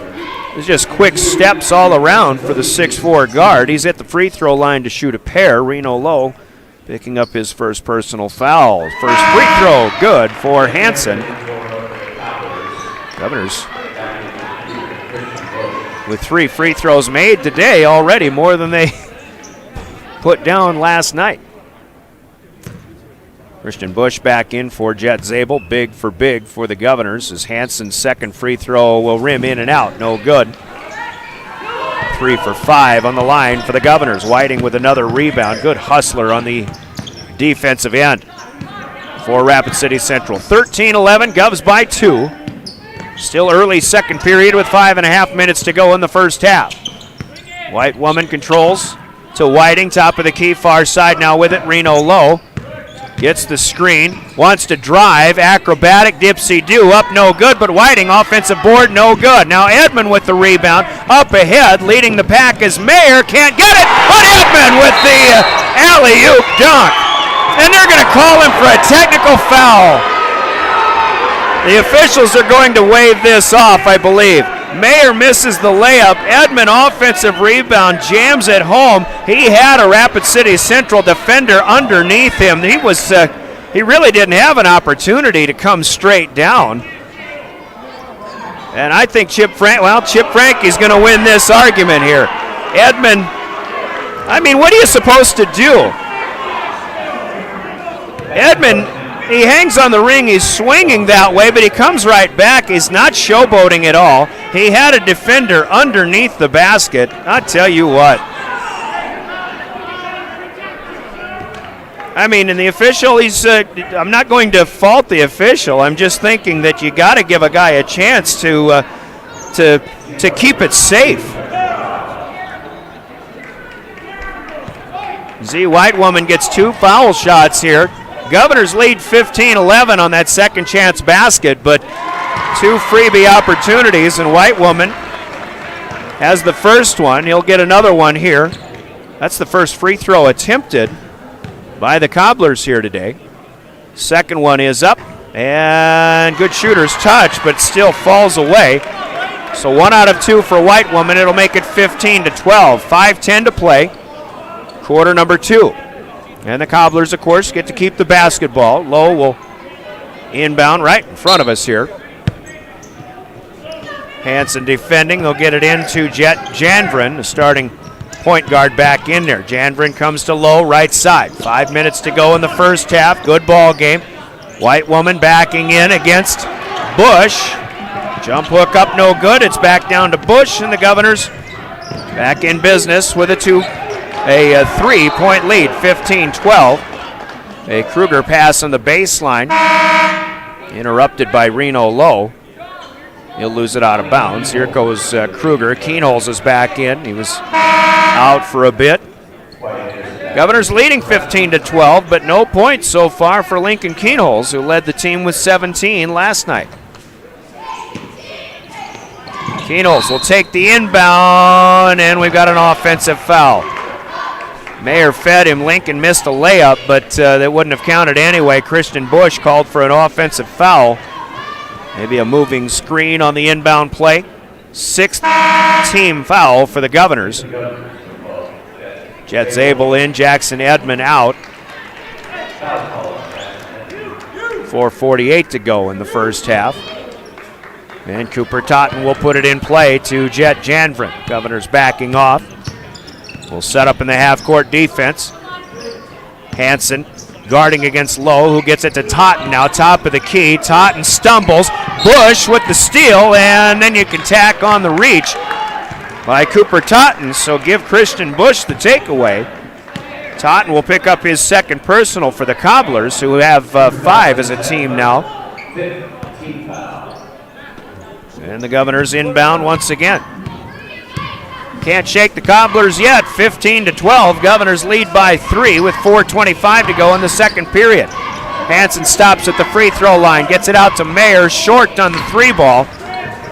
And the loose ball picked up by Janvrin as Bush falls down in the backcourt. Long 3 here for Lowe, no good. Totten with an offensive keep alive. His putback, no good. Got his own rebound again. It's back up and in. Surprised by the first 3-pointer by Lowe, but if you got a rebounder down there, it's not the worst thing in the world. Underneath, the miss on the reverse by Jet Zabel as Hansen tried to feed. And right now the Governors struggling a bit, getting out rebounded, but they'll get another takeaway here. Mayer up ahead to Hansen. Here, crowd behind us wants a foul. Here's Mayer trying another 3. Comes up short again. And it'll land on the end line to our left, out of bounds. 15-14 our score. The Cobblers will have a chance to take the lead back again.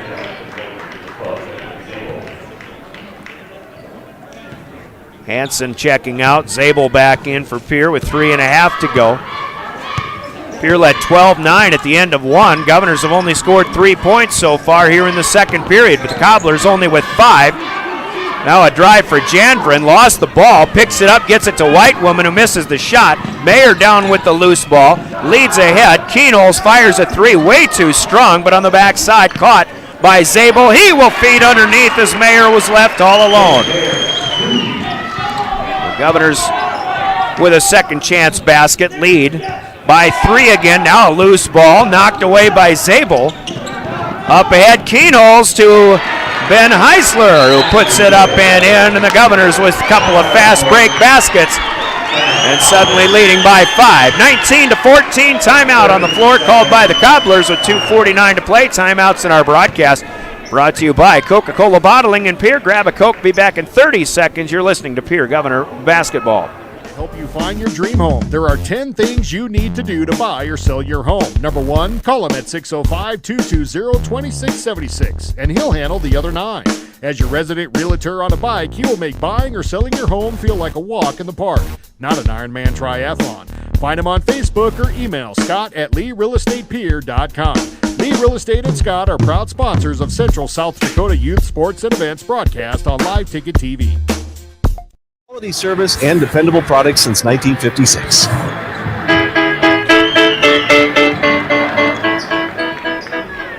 Back in Rapid City, Central High.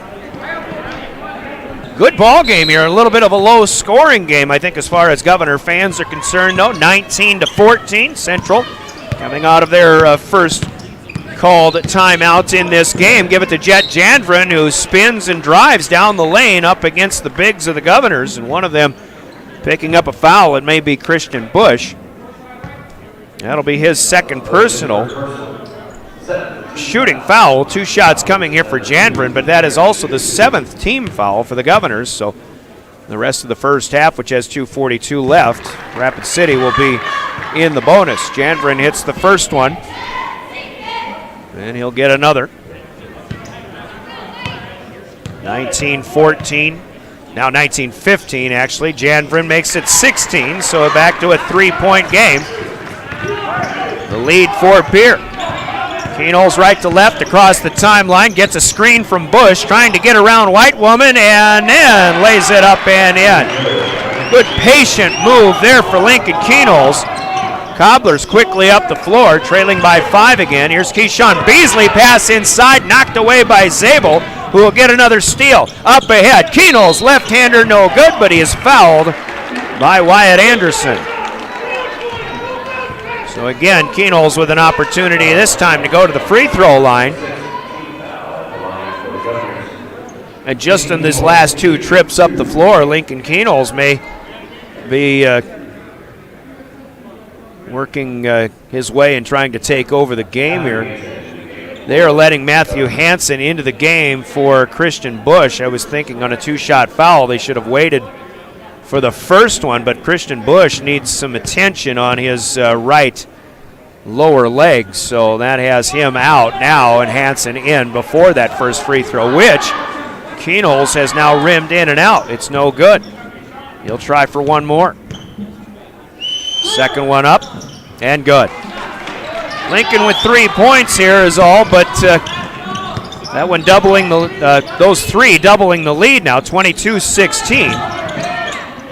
Biggest lead so far for the Govs.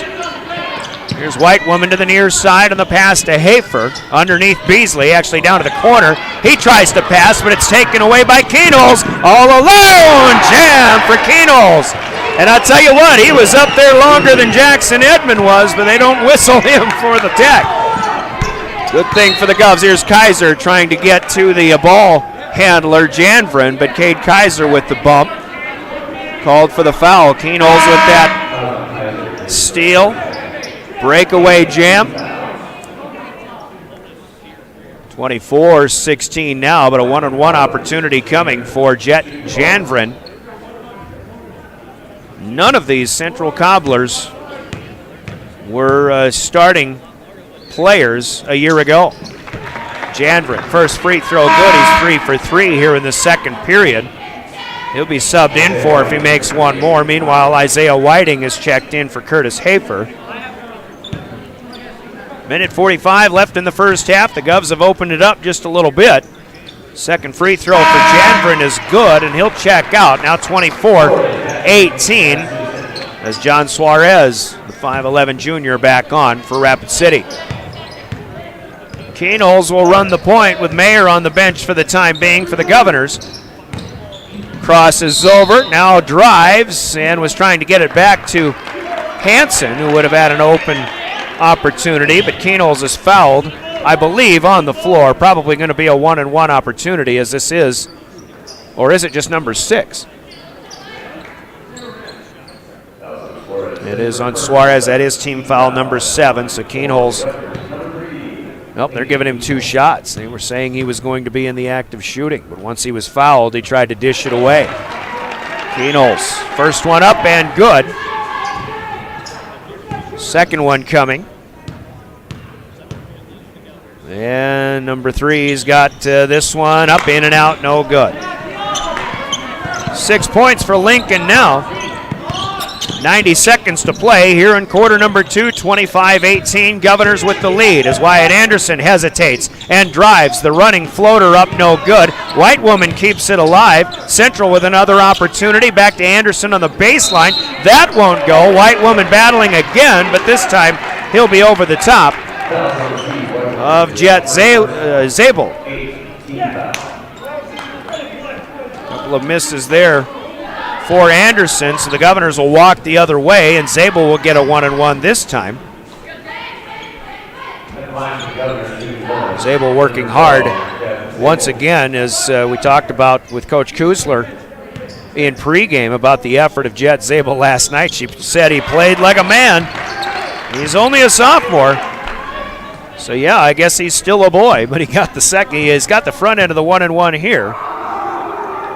Second one for the lefty is up, no good. White Woman will take the rebound, 2 for 4 for Zabel, as the Governors lead by 8 again, 26-18.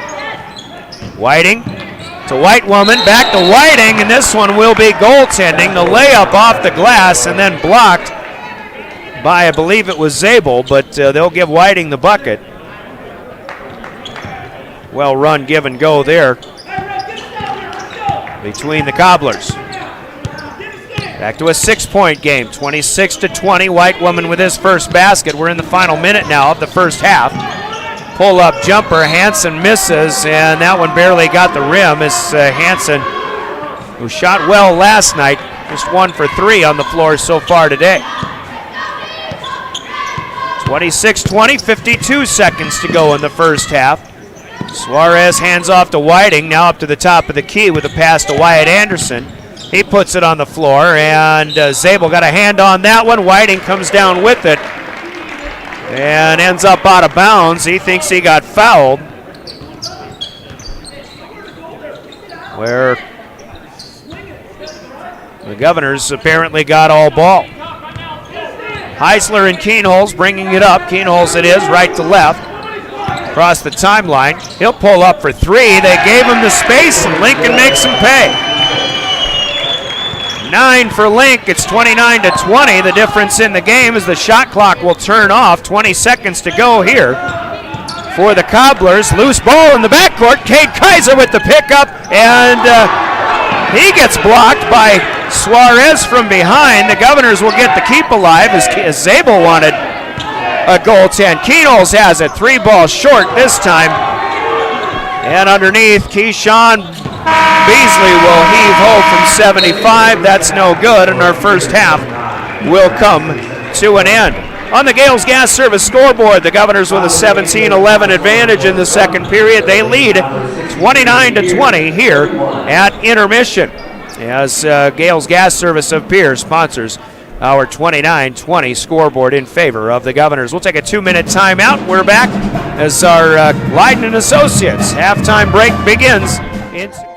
The innocence of youth. Is there anything any better? But soon they'll be in high school and facing all the same challenges you faced.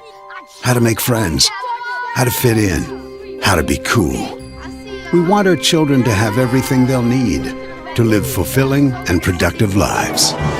Make sure the kids in your family are among the more than 57,000 participants here in South Dakota who take part in high school sports or activities.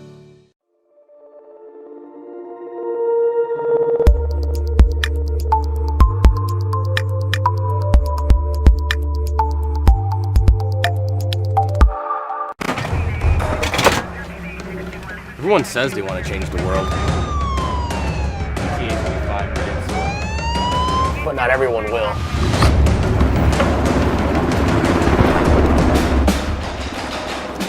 We are not everyone.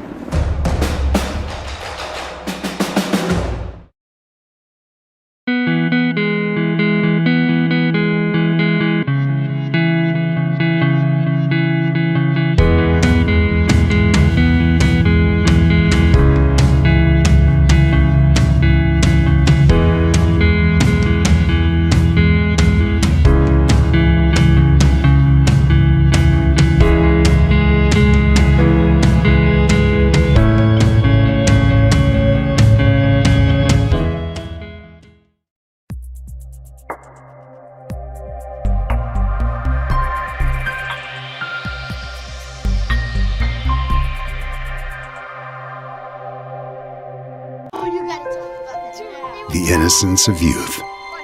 Is there anything any better? But soon they'll be in high school and facing all the same challenges you faced. How to make friends, how to fit in, how to be cool. We want our children to have everything they'll need to live fulfilling and productive lives. Make sure the kids in your family are among the more than 57,000 participants here in South Dakota who take part in high school sports or activities.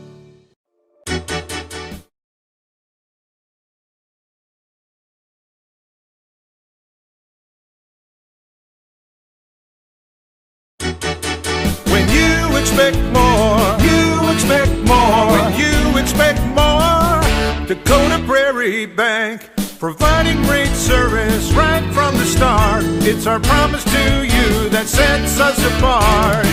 With every handshake and a smile, we go that extra mile. When you expect more, you expect more. When you expect more, Dakota Prairie Bank.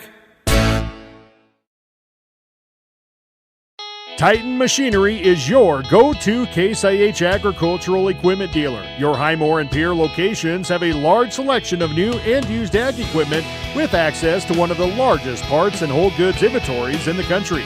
Titan Machinery prides itself in providing quality Case IH parts, service, and support to Highmore, Pierre, and the surrounding communities. Stop by Titan Machinery of Highmore and Pierre today. Power and precision to grow.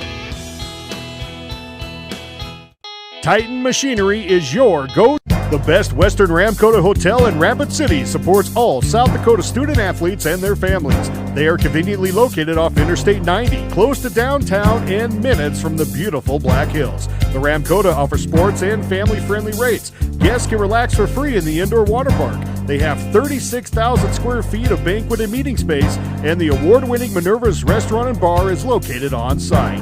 Best Western Ramkota welcomes everyone to beautiful Rapid City, South Dakota. As community bankers, BankWest employees are deeply committed to supporting local causes, growing the local economy, and creating local opportunities. At a time when you can bank anywhere, we hope you choose BankWest. We'll be your financial partner for the long haul, helping you and your community achieve financial success. BankWest. Convenient, connected, committed. Member FDIC. At DK Auto Repair in Pierre, we take pride in our fast and professional auto service. Our well-trained techs specialize in transmission repair, tune-ups, brake service, suspension engine repair, auto diagnostics, and general maintenance repairs and oil changes. Making sure you and your family get from point A to point Z and all points in between is what motivates us to provide you exceptional service. At DK Auto Repair, we proudly support every Pierre Governors event, the students involved, and their families. The Golden Buffalo Casino at Lower Brule is proud of our area youth for their competitive spirit and participation in the various high school activities. It takes dedication and commitment to be the best you can be. It's all about sportsmanship and not whether you win or lose, but how you play the game. The Golden Buffalo Casino is your winning destination for great food and more ways to win, more often. Our youth, our future. We at the Golden Buffalo Casino say thanks for all you do. Dosey's Signs in Chamberlain isn't your run-of-the-mill sign shop. Todd and Doug take the time to listen to your needs and come up with an innovative and effective design to fit your budget and take your advertising to the next level. Dosey's specializes in any size or event sporting banners, storefronts and awnings, and letters or numbers for windows, vehicle boats, and enclosed trailers. Need something more flashy? We can do a vehicle wrap, illuminated signs, billboards, and LED lighting. If you can dream it, we can design and build it. Dozie's is a proud sponsor of local sports and communities activities. For over 70 years, Pitt's Design Build has earned our reputation locally for serving communities across South Dakota. We provide design and building services for schools, hospitals, churches, commercial offices, multifamily housing, and so much more. Pitt's Design Build is conveniently located in Pierre, Mitchell, and Sioux Falls to serve you and your organization. We bring value to our clients by facilitating the design and/or construction process. Give us a call today and check us out at pittsdesignbuild.com for a free building consultation.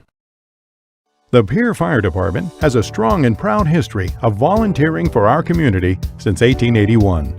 We have some great men and women who are serving our community, and we are always looking for more quality volunteers.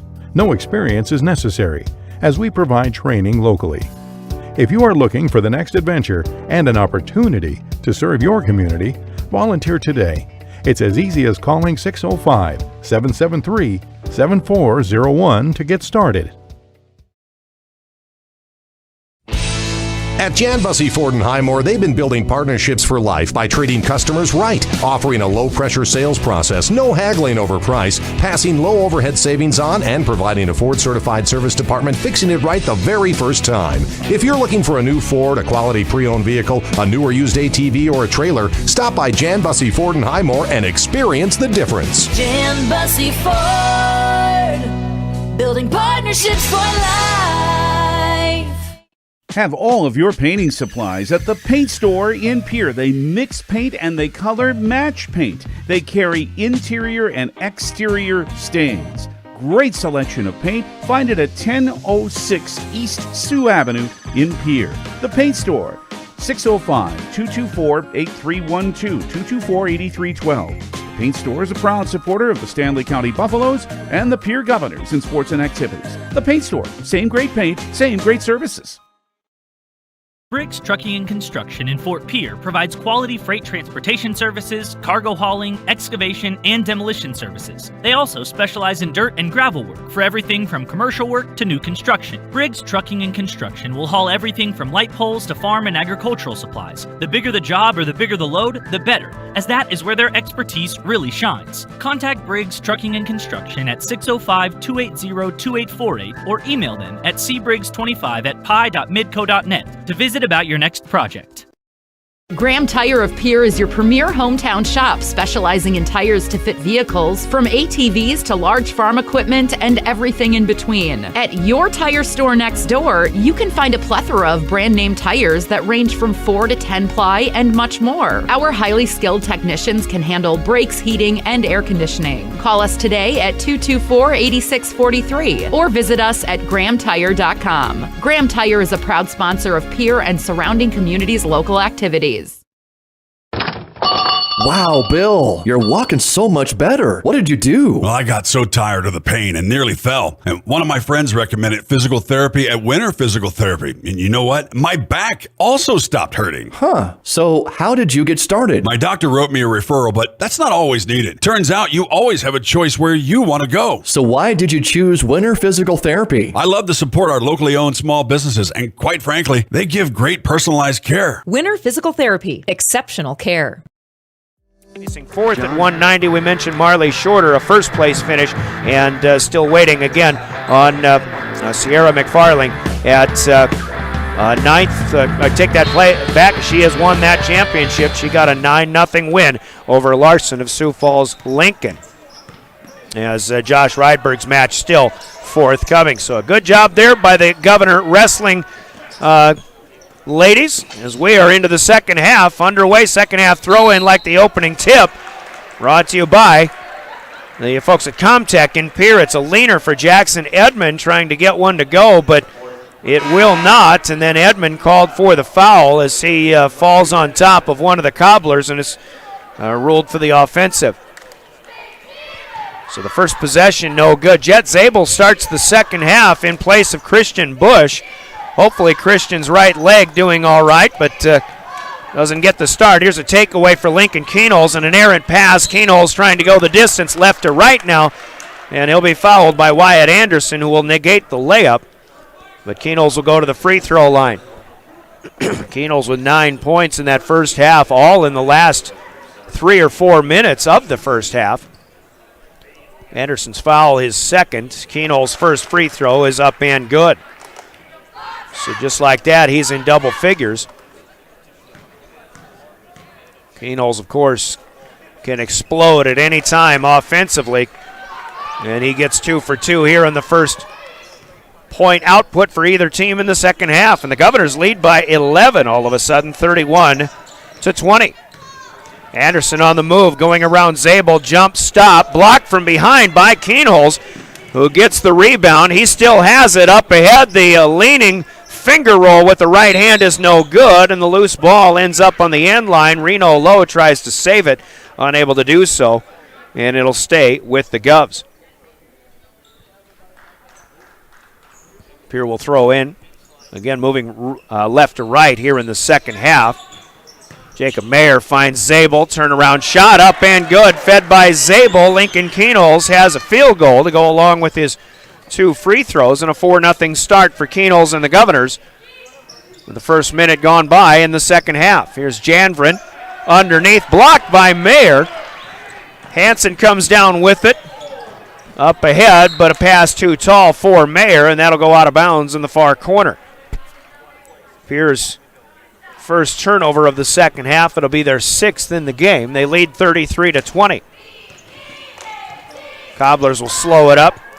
Cobblers on their road red, but on their home floor. Boy, there's a lot of red in this gym, especially when the Cobblers are wearing their road red jerseys. Turnaround shot for Cooper Totten's up no good. He missed everything. Hansen comes out of there with it. Up ahead for the Governors, and now Anderson will get a takeaway. Right back to Rapid City it goes. Janvrin, Totten, Anderson in there with Z Whitewoman, and also Reno Lowe. Pass underneath off of the hand of Z Whitewoman and out of bounds.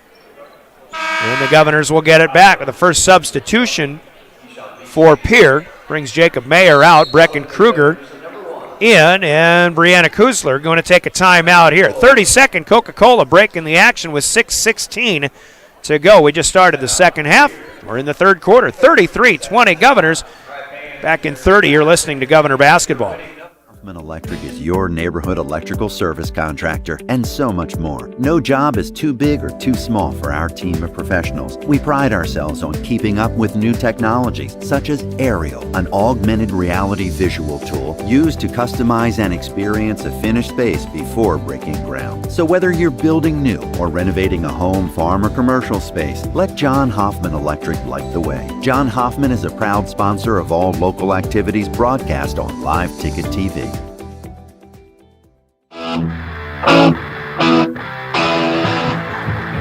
Back at Nas Gymnasium, Rapid City. Governors, after beating Rapid City Stevens comfortably last night, trying to expand a lead, which stands at 13. Right now, 33-20 off of their first timeout called in the game. Final updates on the Governors individually. Josh Rydberg did lose the championship match at 285 pounds by fall to a Thunder Basin wrestler from Gillette, Wyoming. He will take second place in that event. We'll update team scores again here momentarily.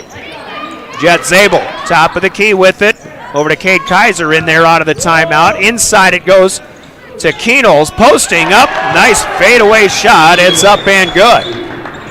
Lincoln Keenholz with all 6 for the Govs here in the second half. In fact, all 6 for both teams combined in the second half. Here on top, 35-20. Foul here on the floor. That'll go against the Govs. Just like that, Lincoln now with 15 points. In fact, I'm not so sure he hasn't scored the last 15 points in this game for the Governors as a whole. I don't know if that's the case. Heisler had a basket late in the first half. Here's a Jet Zabel takeaway. Tipped it to himself. Governors back on the offensive again. Keenholz with a screen, but fires a 3. That's off the front of the rim, no good. Underneath, Heisler with the rebound and the putback. Ben Heisler with the keep alive. As people were telling me last night, watch out for this guy. He could be a star. And Heisler making the play. On the move is low, no good. Zabel with the rebound, still with it up the floor. Shot blocked, got it back, kicks it out. Kaiser now, and the Governors can reset. Nope, Keenholz will fire a three, but that's off the front of the rim, no good. Kaiser fights for the rebound, but it goes to Keyshawn Beasley. Up ahead, Reno Lowe with it. Beasley outside. Anderson wants to drive around Kaiser. A little bit of a hand check as he goes by, and Kaiser will be called for his second personal foul. John Suarez, second point guard in for Jet Janvrin. He inbounds, gets it to Beasley, gets it right back, and then pump fake, puts it up, and the shot no good, but he'll go to the free throw line as Brecken Kruger called for his second personal. 4 fouls already for the Governors here in the second half. They have, the Cobblers have 1, but the Governors do lead comfortably, 37-20. Free throws here for Suarez. First one off the front of the rim, no good. Rapid City Stevens wins the Rapid City Invite with 215 points on the wrestling mats. Watertown in second at 192.5. Then it's Harrisburg in third at 185. The Governors do finish in fourth. They come from fifth up to fourth, passing Sturgis in the process. 177.5 for Pierre, 6 points ahead of Sturgis, who finishes in fifth. We've got wrestling coverage coming up Tuesday and Thursday in this week ahead for the Governors. Everybody quiet as Suarez attempts and makes his second free throw. First point of the day, first point for the Cobblers in the second half. 37-21 Pierre by 16. Keenholz with it, right wing. Finds Heisler up top, back to Keenholz. Lincoln on the move down the left side of the lane. Shot is up and good. On the layup, Lincoln with that good first step. And it was a slow start, but he has matched his scoring total from last night, 17 points. Here is White Woman working on Zabel. Turnaround shot, good off the glass. That's a good post-move play for Z White Woman. Keenholz quickly fouled on the floor here. And again, Lincoln with those long strides. You see the speed on the football field. You see it now on the basketball court as well. Foul for the Cobblers goes to Suarez, his second, team's second, and an inbound off of the left side of the key coming from Matthew Hansen. Hansen into Keenholz on the left side. Fakes right, drives left on the baseline, feeds underneath the Jet. Zabel in traffic. He'll put it up and in with the right hand. Or actually, it wasn't Zabel, that was Heisler. I was blocked by an official. I saw a 2. It was 22 instead of 12. Now a 3 for Suarez, no good. Keenholz, rebound up ahead, and Heisler fouled this time. So Ben Heisler with a good game. 9 points now off the bench, and he's got a chance to hit double figures.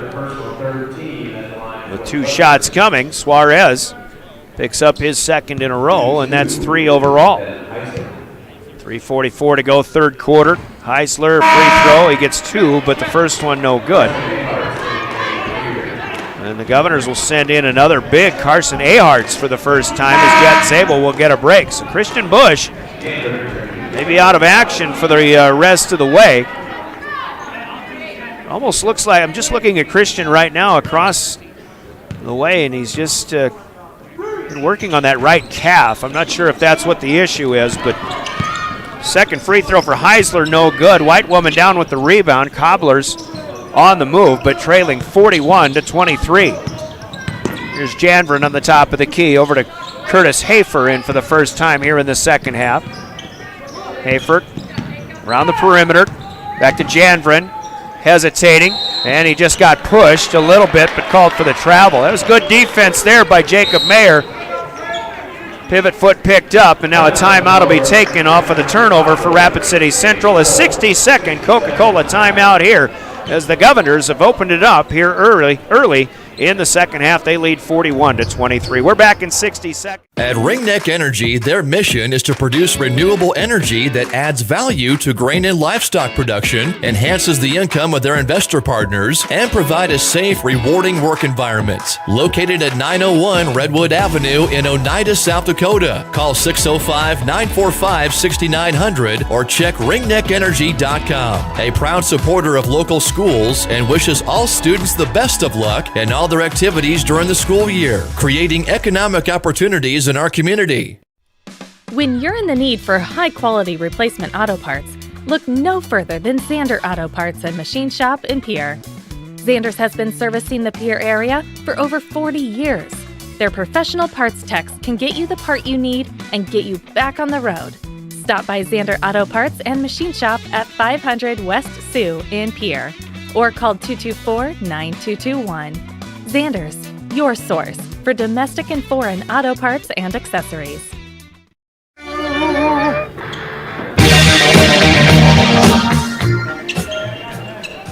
Back in Rapid City, continuing through the third quarter. Brian Oakland, glad to be with you here. If you've joined us off of the Governor girls game, tough game for the Govs at home today, losing big to Rapid City Central, but the Governor boys, who had a bit of a slow start in comparison to last night, have really started to get more in that offensive flow. Lincoln Keenholz leading the way with 17 points, all of those coming in about the last 8 or 9 minutes of game time. He's calling for it, has it here in the right corner. 15 on the shot clock, 3 minutes to go in the third period. Jacob Mayer, he will drive and will lose the basketball. Jacob forcing the issue just a little bit. Governors commit their 8th turnover of the afternoon. Cobblers right to left across the timeline. Janvrin looking to set things up. Curtis Hayford to Z White Woman, and we've got a foul that'll be called away from the basketball here. And it looks like this will go on Heisler, and that is Benjamin's first. Team foul number 5 for the Governors in the second half with 2:38 to play. Fresh shot clock coming here for the Cobblers. 41-23 our score. Here by 18, they led by 9 at halftime, 29-20. White Woman, muscle move, shot up no good, got his own rebound but misses the point blank putback. And then Keenholz has it for Pierre. He'll pull up in the half circle and hit the deuce. Lincoln Keenholz, 4 of 6 in the second half, but actually 4 of 7, but 4 of 5 inside the arc since halftime. Now 43-23. Janvrin almost traveled, but got the pass away. Cooper Totten tries a free throw line jumper. That's no good. Pulled down by Matthew Hansen. He still has it across the timeline now. Crosses over. Left side. Picks it up, finds Heisler. Now Carson Ahart's up top. Ahart's a 6'4" junior. Keenholz fires from along 2 range, kept alive by Heisler underneath. He'll go up and be fouled. And another 2-shot opportunity here. Actually, it wasn't Heisler, it's Matthew Hansen. Team foul number 4 for the Cobblers here. The third personal, though, for Cooper Totten. So Hansen, who had a good night, 13 points last night, going 3 for 3 from long range, hasn't quite had the same offensive success in this one. Only 3 points so far. Misses the first of 2, rimming it in and out. No good. You'll get another one coming. White Woman checking out. Will Pepke, a 6'5" junior, is on for the first time today for Rapid City Central. Another good shooter's touch, but not with the roll as Hansen goes 0 for 2. Rebound pulled down by the Cobblers as they try to get something going on offense. Loose ball goes into the backcourt as Hansen interrupted the play, but Isaiah Whiting runs it down. Still 15 to shoot for Rapid City. Totten to Hayford over in front of their bench. Janvrin with it. His bounce pass tipped and taken away by Zabel. Lead pass up ahead. Mayer in a 2-on-1. Hansen will get the finish. Mayer with the assist, but it all starts with the steal from Jet Zabel. Hansen now with 5. It's 45-23 as the lead just continues to grow. Here's Hansen called on a reach. trying to steal a handoff. Cobblers will throw in. Lincoln Keno's going to get a break. Cade Kaiser is in. Here also comes Brecken Kruger from Matthew Hansen. Into the final minute we go in the third quarter. 58 seconds left, 45-23. A 9-point halftime lead has now grown to 22 here in the third quarter, as Rapid City only has 3 points since halftime. They work it underneath the Pap gate. Nice pass, good effort, but a little too strong, no good. Kaiser out of there with the rebound. The Governors in business again. Kruger to Zabel, back to Kruger here on the right side. Brecken looking for the pull-up, no good. He feeds underneath to Zabel, who scores on the bunny. Jet Zabel, first field goal of the game. Has 4 points with a couple of free throws in there too. Janvrin came down bad on his right knee. The Governors are ahead on a 5-on-4, but now as Pierre not making their way to the basket, the officials will blow the whistle and the play dead as Jet Janvrin, a little bit of a concern here, going to be helped up, and he's grabbing his right knee. And let's hope Jet Janvrin doesn't have a major injury here. Maybe it's his calf, the training staff working on the lower leg, maybe even treating it more like a cramp. All right, so he's working his calf out. So it does look like a cramp for Janvrin, which is good news, all things considered. Governors with the basketball. Skip Kurth on the bench, counting it down to 3, to 2, to 1, as Heisler drives the right baseline but steps on said line, and that'll be out of bounds, and the Cobblers have a second and a half to try to go the length of the floor to close out what has been for them a difficult third period of play. Whiting with the heave-ho is no good, and the Gales Gas Service scoreboard shows the Governors asserting their dominance now as they lead 47-23. Scoreboard brought to you by Gales Gas Service in Pierre. Governor Basketball and your official voice of the Governors, River 92.7, brought to you in part by your Pierre Sports marketing partners, including all around. Join the team and take on your legacy. Since 1862, the South Dakota Army National Guard has been ready to defend our freedom and our way of life. When our nation calls, we are there to help our friends, neighbors, and communities in the event of forest fires, floods, tornadoes, and severe winter storms right here in South Dakota. Now we want you to write the next chapter in our rich history of the South Dakota Army National Guard. Visit their Facebook and Instagram pages or nationalguard.com/SD. Riverview RV Park overlooks Lake Sharp on the Missouri River. They have all the amenities from full hookups, laundry, showers, dog park, play area, and free Wi-Fi. There's no need to drive across the country. When here in central South Dakota, you can find some of the best fishing and the most spectacular sunrises and sunsets. Call us today at 605-280-6266 or reserve your next camping spot online at briggsrvpark.com. Make Riverview RV Park your home away from home experience. 18-3 in that third period. 29-20 halftime score becomes 47-23. The Cobblers have it to start the fourth quarter, though. Ryan Oakland with play-by-play. Heather Williams in studio. Caleb Brozick on camera for a live ticket. Live streaming at drgnews.com and liveticket.tv. A 3-second violation is called on the Cobblers on their first possession of the fourth quarter.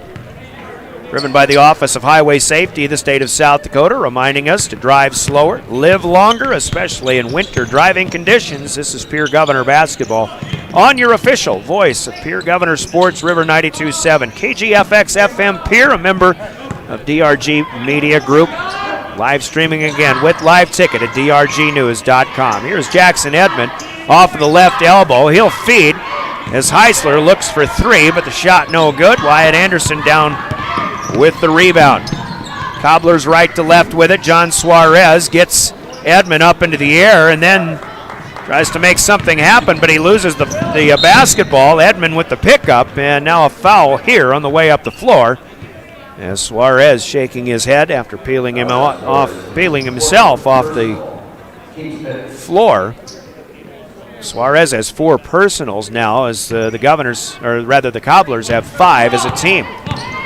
Cobblers in the bonus. Governors sitting on 6 fouls. 7:05 to go, fourth quarter. Here's Hansen. Not enough room to shoot. Passes it off to Mayer. Now hesitation and miscommunication. Fumbled pass picked up by Reno Lowe. Fadeaway shot here for Z. White. Woman's up, no good. Hansen with the rebound. Governors will head the other direction again. Edmond to Mayer. Shot up but blocked. But Mayer will hustle it down, keep it alive, and then feed to Matthew Hansen. And Matty hits the bomb from long range. Matthew Hansen, first 3-point attempt of the day. He hits it. He's 4 for 4 on the season now. 50-23. There goes Suarez. He'll get a scoop layup, and that's up and in on the left side. 50-25. Mayer back, finding space. Tough layup, though. Up no good. Suarez boards. Cobblers don't have the numbers. Suarez holds it back. Now gives over to Reno Lowe. He'll fire a 3 from the right wing. That's no good. Edmond with the rebound. Cobblers 1 out of 7 from long range. Governors were 1 out of 9 until Hansen hit his. Now 2 for 10. Here in the fourth quarter. 50-25, the Governors doubling up an opponent for the second time this season, at least at some juncture. Keenholz with a pull-up jumper, that's good. Lincoln with 21 in the game now, and it's 52-25. Suarez on hesitation, finds his way to the baseline. Pass was stolen momentarily by Keenholz, but he had to save it. Back to Totten, and then underneath it goes to Z. Whitewoman. That's up and good. Give Totten an assist on that. Couldn't quite see if that was a second chance or not, but a bucket nonetheless for Rapid City Central as Edmond goes up high to get a pass from Mayer, and then he's busted in the chops. This will be still on the floor, and that is only 6 as a team for Rapid City Central. So now both teams with 6 will have shooting of free throws the rest of the way. But this foul goes to Z. Whitewoman, which is his second. Keyshawn Beasley in for Cooper Totten. Whitewoman stays in there. Governors get Brecken Kruger back in. He feeds. Keenholz shot blocked from the baseline, but there underneath is Benjamin Heisler, who puts it up and in, and a chance for one more. As the Cobblers get him on the wrist. Wyatt Anderson's third. Heisler with a good ball game. He's got 11 with a chance for one more. This one is up and good. Yep, keep an eye on this kid over the course of the season. Ben Heisler, good-looking junior. It's 55-27. Just hasn't played a lot of organized ball, as we understand. Shot up, no good. Cobblers tried to save, but Anderson tried to throw it off at the leg of Keenholz, but misfired. And it's out of bounds to the cheerleader section just behind us to our left. 28-point lead for the Governors, 55-27. Rapid City will get Isaiah Whiting and Curtis Hafer back in. Anderson and Lowe checking out. Brecken Kruger will run the point. Kruger to the high post, Edmond. Long 2, shot up no good. Caught underneath by Kaiser. Cade Kaiser with a turnaround jumper that won't go. And the Cobblers will head back the other way. Here's Whiting for 3 in the right corner. That's no good. Rebound down to Keenholz, quickly ahead, but too tall on the pass for Heisler, and Pierre will give it right back. Mayer coming back in. 4:21 to play. Governors in good shape. Keenholz checking out. Might be for the last time. With a 21-point output. 38 points in 2 games for Lincoln. Whitewoman down to the right block. Finds Suarez back out up top. He wants to get it back underneath, but the pass was tipped. He still has it, though. Suarez back out to Whiting again. Isaiah on the move to Beasley. Weaving it back to Suarez against Mayer. Nothing there. Here's Curtis Hafer on the wing. Drives to the baseline. 9 on the shot clock. Good pass. Hafer feeds Isaiah Whiting up and in for 2. 55-29. Governors leading. Governors, boys and girls, will take on Sturgis and Spearfish next Friday and Saturday. Boys at home, girls on the road. Mayer tries to force one up. Shot blocked and taken away by Beasley. Now Pierre will get another takeaway. Loose ball, mishandled. Kaiser comes up with it up ahead. Mayer too strong on the layup. Edmond got it underneath, but he's caught under the basket. Shot no good.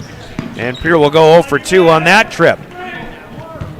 As Whiting is there, and back it comes with the Cobblers, but out of bounds to their bench on the far side. So 3:10 left to go. As Heisler checks out, Carson Aharts will get his second turn on the floor. And we'll see some other new people for the Governors. Josh Switzer, backup guard in as a junior. Jet Zabel back on. Edmond will check out along with Mayer. 29 on the shot clock as Central will inbound, but Brecken Kruger gets a tip and a takeaway. He leads the 2-on-1, feeds to Switzer, who puts it up and in. Josh Switzer with his first varsity basket in a Governor uniform. The Governors lead by 28 again, 57-29. White woman underneath to Beasley, back out in the corner. Hafer fires a long three, no good. White woman underneath with the putback though. Z White woman, good player inside, physical player too. He leads the Cobblers with 13. Here's Cade Kaiser, left side. Kruger lobs underneath, backside to Zabel. Zabel up in traffic, good. Jet Zabel's played another outstanding game. He only has 6 points. That's what he had last night. But I'll tell you what, rebounding and defense has been very good for Zabel. He's a candidate for our player of the game, which we'll announce in the postgame from Cowboy Country Stores. But Jet will be called on a foul here on a spin and a turnaround for Z. Second personal for Zabel. Nobody in foul trouble for the Governors. Jackson Edmond did have 3, but he's come out for the last time, I believe. John Suarez has 4 for Rapid City Central. White woman first of 2 is up and in and out, no good. 2 minutes even to play. I mentioned basketball. Governors here on River 92.7 at home Friday and Saturday rather. Sturgis Friday, Spearfish Saturday. Second free throw good for White Woman. It's 59-32. But don't forget, we've got 2 wrestling duels coming up as well. Tuesday when the Governors host Harrisburg to open their ESD dual season. And then Thursday, we'll follow them up to Aberdeen for a matchup against the Golden Eagles. Here's Kaiser on the top of the key. Picks up his dribble at the free throw line. Suarez with a near steal, but Carson Aharts picks up the loose basketball. Gets it outside on the wing to Brecken Kruger. Now up top to Zabel. Switzer finds Aharts. Now top. Kruger again. Will leave it with Switzer. Under a minute and a half to go. Plenty of time on the shot clock here as this possession continues. Kaiser will pull up. Right side, good. At the elbow, Cade Kaiser's first basket, fed by Zabel. Good ball movement there for the Governors, who lead 61-32. Another runaway second half here for the Governors. Switzer with the rebound off of a miss by Suarez. And the Governors will play out the final minute here. 61-32. Governor girls struggle today, but the Governor boys, after a slow start with a fine second half, they've actually outscored themselves in the second half what they had in the first. 29 in the first half, now 32 in the second. There's a travel against Kaiser. 13 turnovers for what it's worth for Pierre, but Rapid City will get it back. Suarez will check out. They've got 38 seconds left in this game. Kaysen comes killing, a 5'10 sophomore, is on for the first time to play the final minute. He'll give it to White Woman. Hesitation on the move. Left-handed floater up, no good. Zabel with the rebound. The Governors can try to get one more down if they want to with 20 seconds to play. Full post game coming up. We'll have the big plays of the game from Hermanson Endodontics, and we'll try to make a choice to figure out who is going to be the Cowboy Country Store's player of the game. And a full recap coming up in our Family Dental post game as Jet Zabel can dribble it out, and the Governors start the season with a 2-0 trip to Rapid City. They defeat the Rapid City Central Cobblers 61-32. On the scoreboard, brought to you by Gales Gas Service. In Pierre, use their budget plan and keep full service and stay warm all season long with Gales Gas in Pierre. Let's take a 3-minute timeout. We'll go into the post game. The Family Dental post game coming up next. They've got offices in Pierre and Gettysburg as the Governors are 2-0, a 61-32 victory here at Rapid City Central today. You're listening to Pierre Governor Basketball. The team at Family Dental of Pierre and Gettysburg are devoted to spending time with each patient to answer all questions and address any concerns that arise. Family Dental wants all of their current and future patients to feel welcome and comfortable, and to have the healthiest and best-looking smile possible. They can take care of all of your family's dental needs with cleanings, checkups, implants, same-day crowns, and many other dental services. Dr. Ryan Jensen welcomes new patients too. Family Dental of Pierre and Gettysburg, caring for all of your family's dental needs.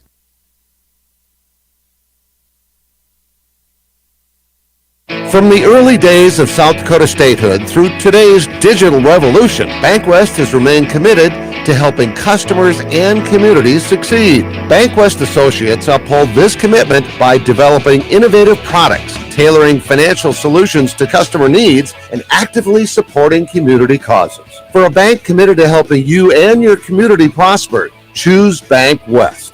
BankWest. Convenient, connected, committed. Member FDIC.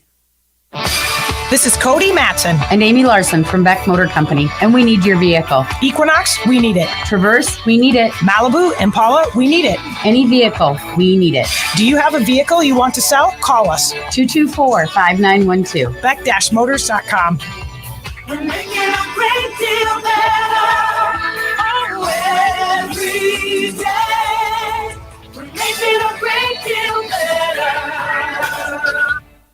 Dakota Storm Roofing is a locally owned roofing company in Pierre, specializing in both residential and commercial roofing services. They can handle your asphalt shingle, metal roofing, and flat roof needs. New construction, plus all types of roof repairs. They can handle the finishing touches, adding fascia, soffit, and gutters too. No job is too big or too small. For a free estimate, call Dakota Storm Roofing at 280-9794. Go to DakotaStormRoofing.com or find them on Facebook or Instagram. Hey DQ fans, there's a new treat in town this fall, the Reese's Pieces Cookie Dough Blizzard Treat. It's a match made in flavor heaven with Reese's Pieces, chocolate chip cookie dough, and peanut butter topping, all mixed in world famous soft serve. You heard that right, Reese's Pieces and cookie dough. So introduce your taste buds to these sweet soulmates and grab the Reese's Pieces Cookie Dough Blizzard Treat today only at DQ. Happy tastes good. There's an app for everything, including high school sports from the stations of DRG Media Group. Download the DRG News app, brought to you by the Golden Buffalo Casino from the App Store or Google Play. It only takes a moment, so you'll have it to replay this game. See live and archived video of all games. And when you select your favorite station during the live stream, the video will immediately pop up. See Central South Dakota high school sports on your phone or mobile device with the DRG News app, brought to you by the Golden Buffalo Casino. Download it now at the App Store or Google Play.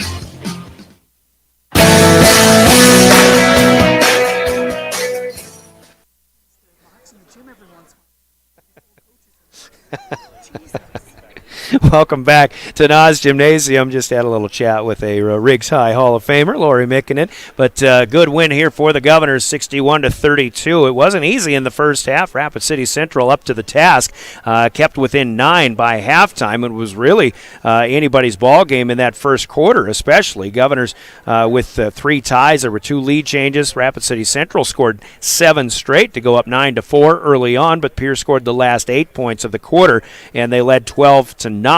But then Now, with Lincoln Kenols staying quiet for a while, he kind of started to score at about 4 minutes left in that second period, and didn't seem like he led up the rest of the way. He finished with 9 points at the half, and that was the difference, 29-20, as Pierre outscored Central 17-11. But the third quarter is where the Governors really ran away with this one. Central's offense came to a sputter. They only scored 3 points in the quarter. The Governors with 18. They led 47-23 and a 14-9 advantage in the fourth quarter as well, as Pierre wins at 61-32. The Governors on a 2-0 trip here to Rapid City, and if you go to by quarter scoring as well, the Governors are 8-0 in that department. They outscored Stevens in each quarter last night. They outscore Central in each quarter here today as well. Governors with 61 on the board on 14 of 27 shooting in the second half, 25 of 54 unofficially on the floor overall. They'll go 2 of 11 from long range, which wasn't the success that they saw last night, which I had them at 50%. The official stats had them at 44%, 8 of 18.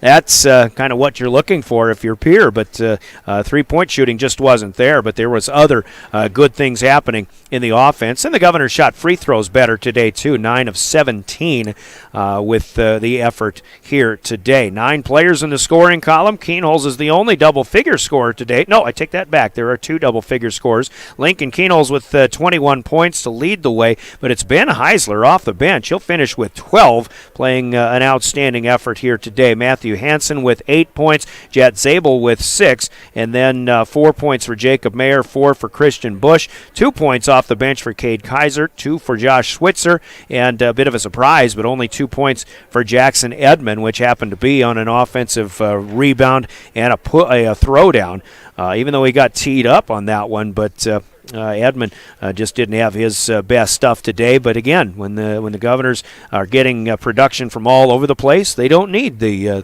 outstanding production that you expect from some of these returning leaders on this squad. 61 on the board for the Governors. Rapid City again with just 12 points in the second half, but they'll shoot 5 of 19 on the floor.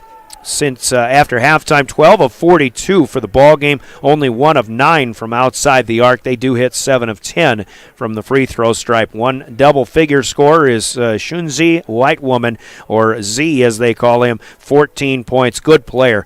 Keep an eye on this guy. He's a good inside player and a physical, good post-up ball player. I think that's just the best way to put it. So he finishes with 14. Cooper Totten with 7 is next in line, but all 7 of his come in the first half. Isaiah Whiting with 4 points. Jet Janvrin with 4 points. John Suarez with just 3. But in that second half, kind of looking at things, and Z had 9 points. Nope, 7 points in the second half. Whiting with 2, John Suarez with 3, and that's pretty much all the scoring that Central had in that second half of play, as the Governors win at 61-32. Pierre was getting out rebounded in the first half, but they do a better job in the second half, 32-24. They get the rebounding advantage. Both teams with 9 offensive rebounds. I've got Jet Zabel leading the way among others with 8 rebounds for the Governors, and Z Whitewoman with 8 rebounds as well for the Cobblers. Rapid City turns it over 20 times. Governors with just 13, and Pierre with a 12-6 advantage in the assist column as well. Keenholz with 4 assists. Brecken Kruger with 4 assists, and throw in a couple for Jacob Mayer and a couple more for Jet Zabel as well, as Pierre moves the ball well, and just all in all, even though it wasn't quite as easy maybe, but still another good performance and an all-around team victory for Pierre. 61-32, our final score.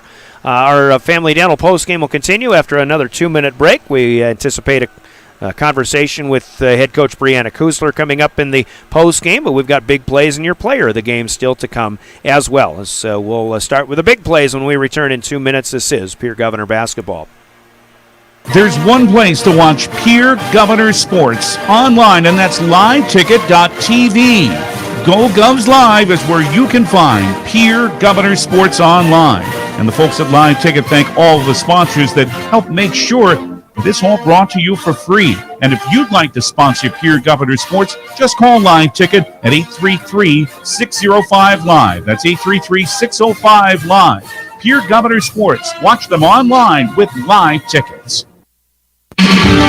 Chances are you're overlooking a big energy thief in your home or commercial building. The Garage Doors. But Overhead Door Company of Pierre can help stop that energy waste with a full range of insulated, weather-tight garage doors. Their residential garage doors give you insulated performance at an uninsulated price. And their Thermocore insulated steel doors give commercial buildings the energy efficiency they demand today. Find out more. Call Overhead Door Company of Pierre at 1-800-649-9905 and put a stop to the garage door energy thief.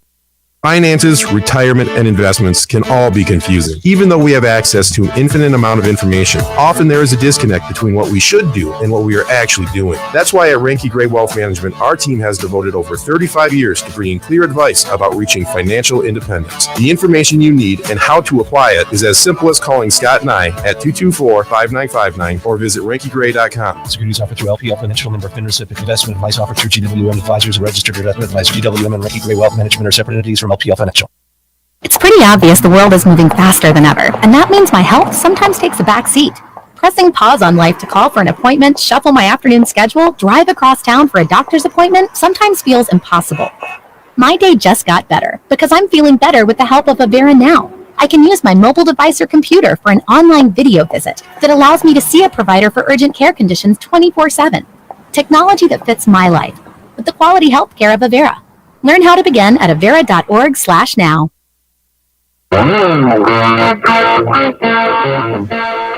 Back with more of our Family Dental postgame and a 61-32 victory for the Governors, who come in and outscore the two Rapid City schools by a total of 59 points in the two games, both last night and today. Governors not just on offense, but going to be a very good defensive ball club. It certainly seems, as they're off to a 2-0 start. Big plays in this game are next up in our Family Dental postgame. We'll talk about big plays brought to you by Hermanson Endodontics in Pierre. And well, there was a point where the Governors seemed as if to take over the game and never look back. We'll talk about that with our big play coming up after this from Hermanson Endodontics in Pierre.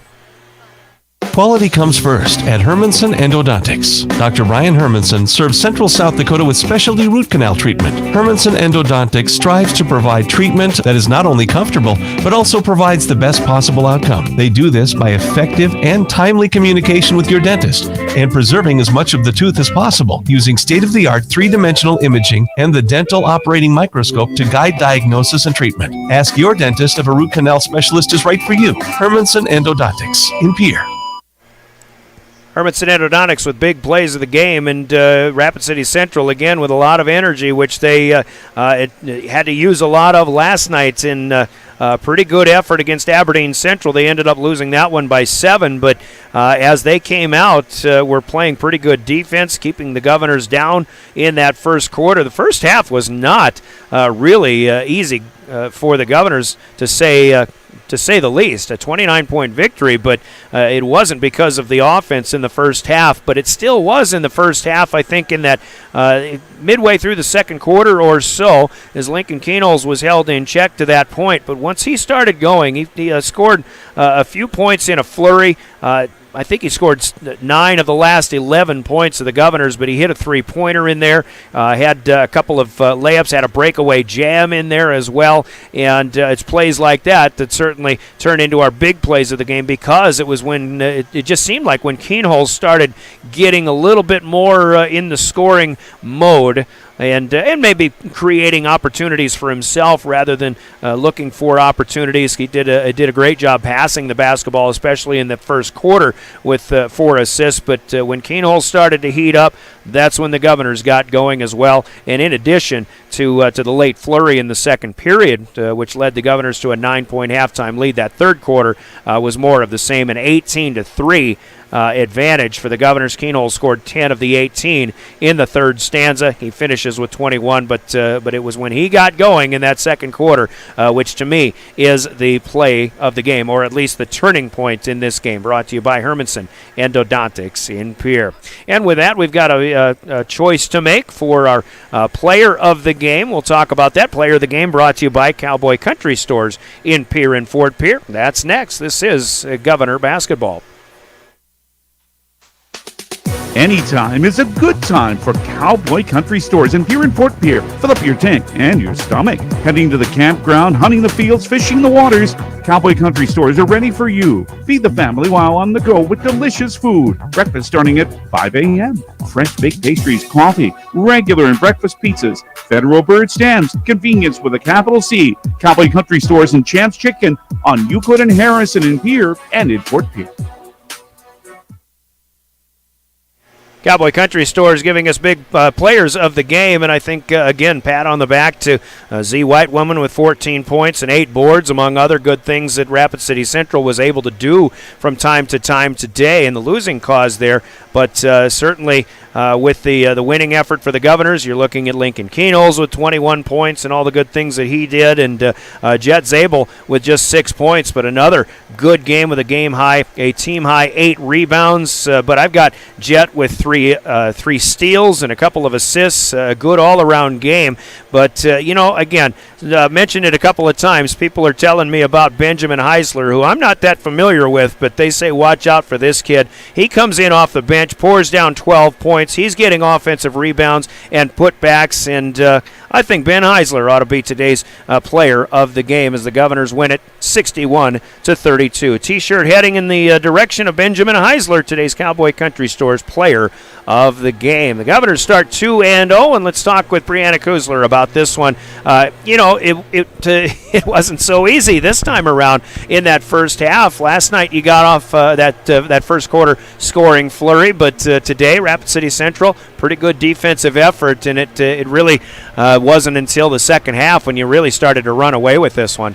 Yeah, I think that it was really good for our guys to be challenged early on here, and not every game you're going to come out with an 18-0 run or an 18-2 at the end of the first quarter there. So I think our fatigue might have been there a little bit in the beginning. We weren't pushing the tempo as much as we wanted, but then once we did establish that tempo and we were a lot better defensively, I felt we continued to preach it. It might not be it's not going to be in the first quarter. It's not going to be in the second quarter.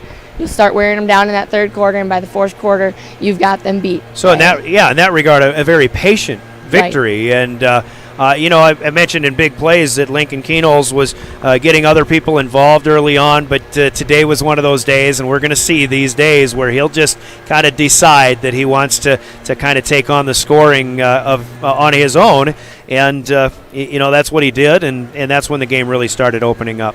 Yeah, he took the ball and he wanted it, and he ran with it, and he's still, not scoring in the first quarter. He still did a lot of really positive things for us when he wasn't scoring, and then once he was scoring, he was creating well in addition to that. So that's going to be really big for us moving forward is all of these guys. We have different kids that step up when Jackson gets in foul trouble. We get Jet in there quite a bit, and Benjamin Heisler coming in off the bench.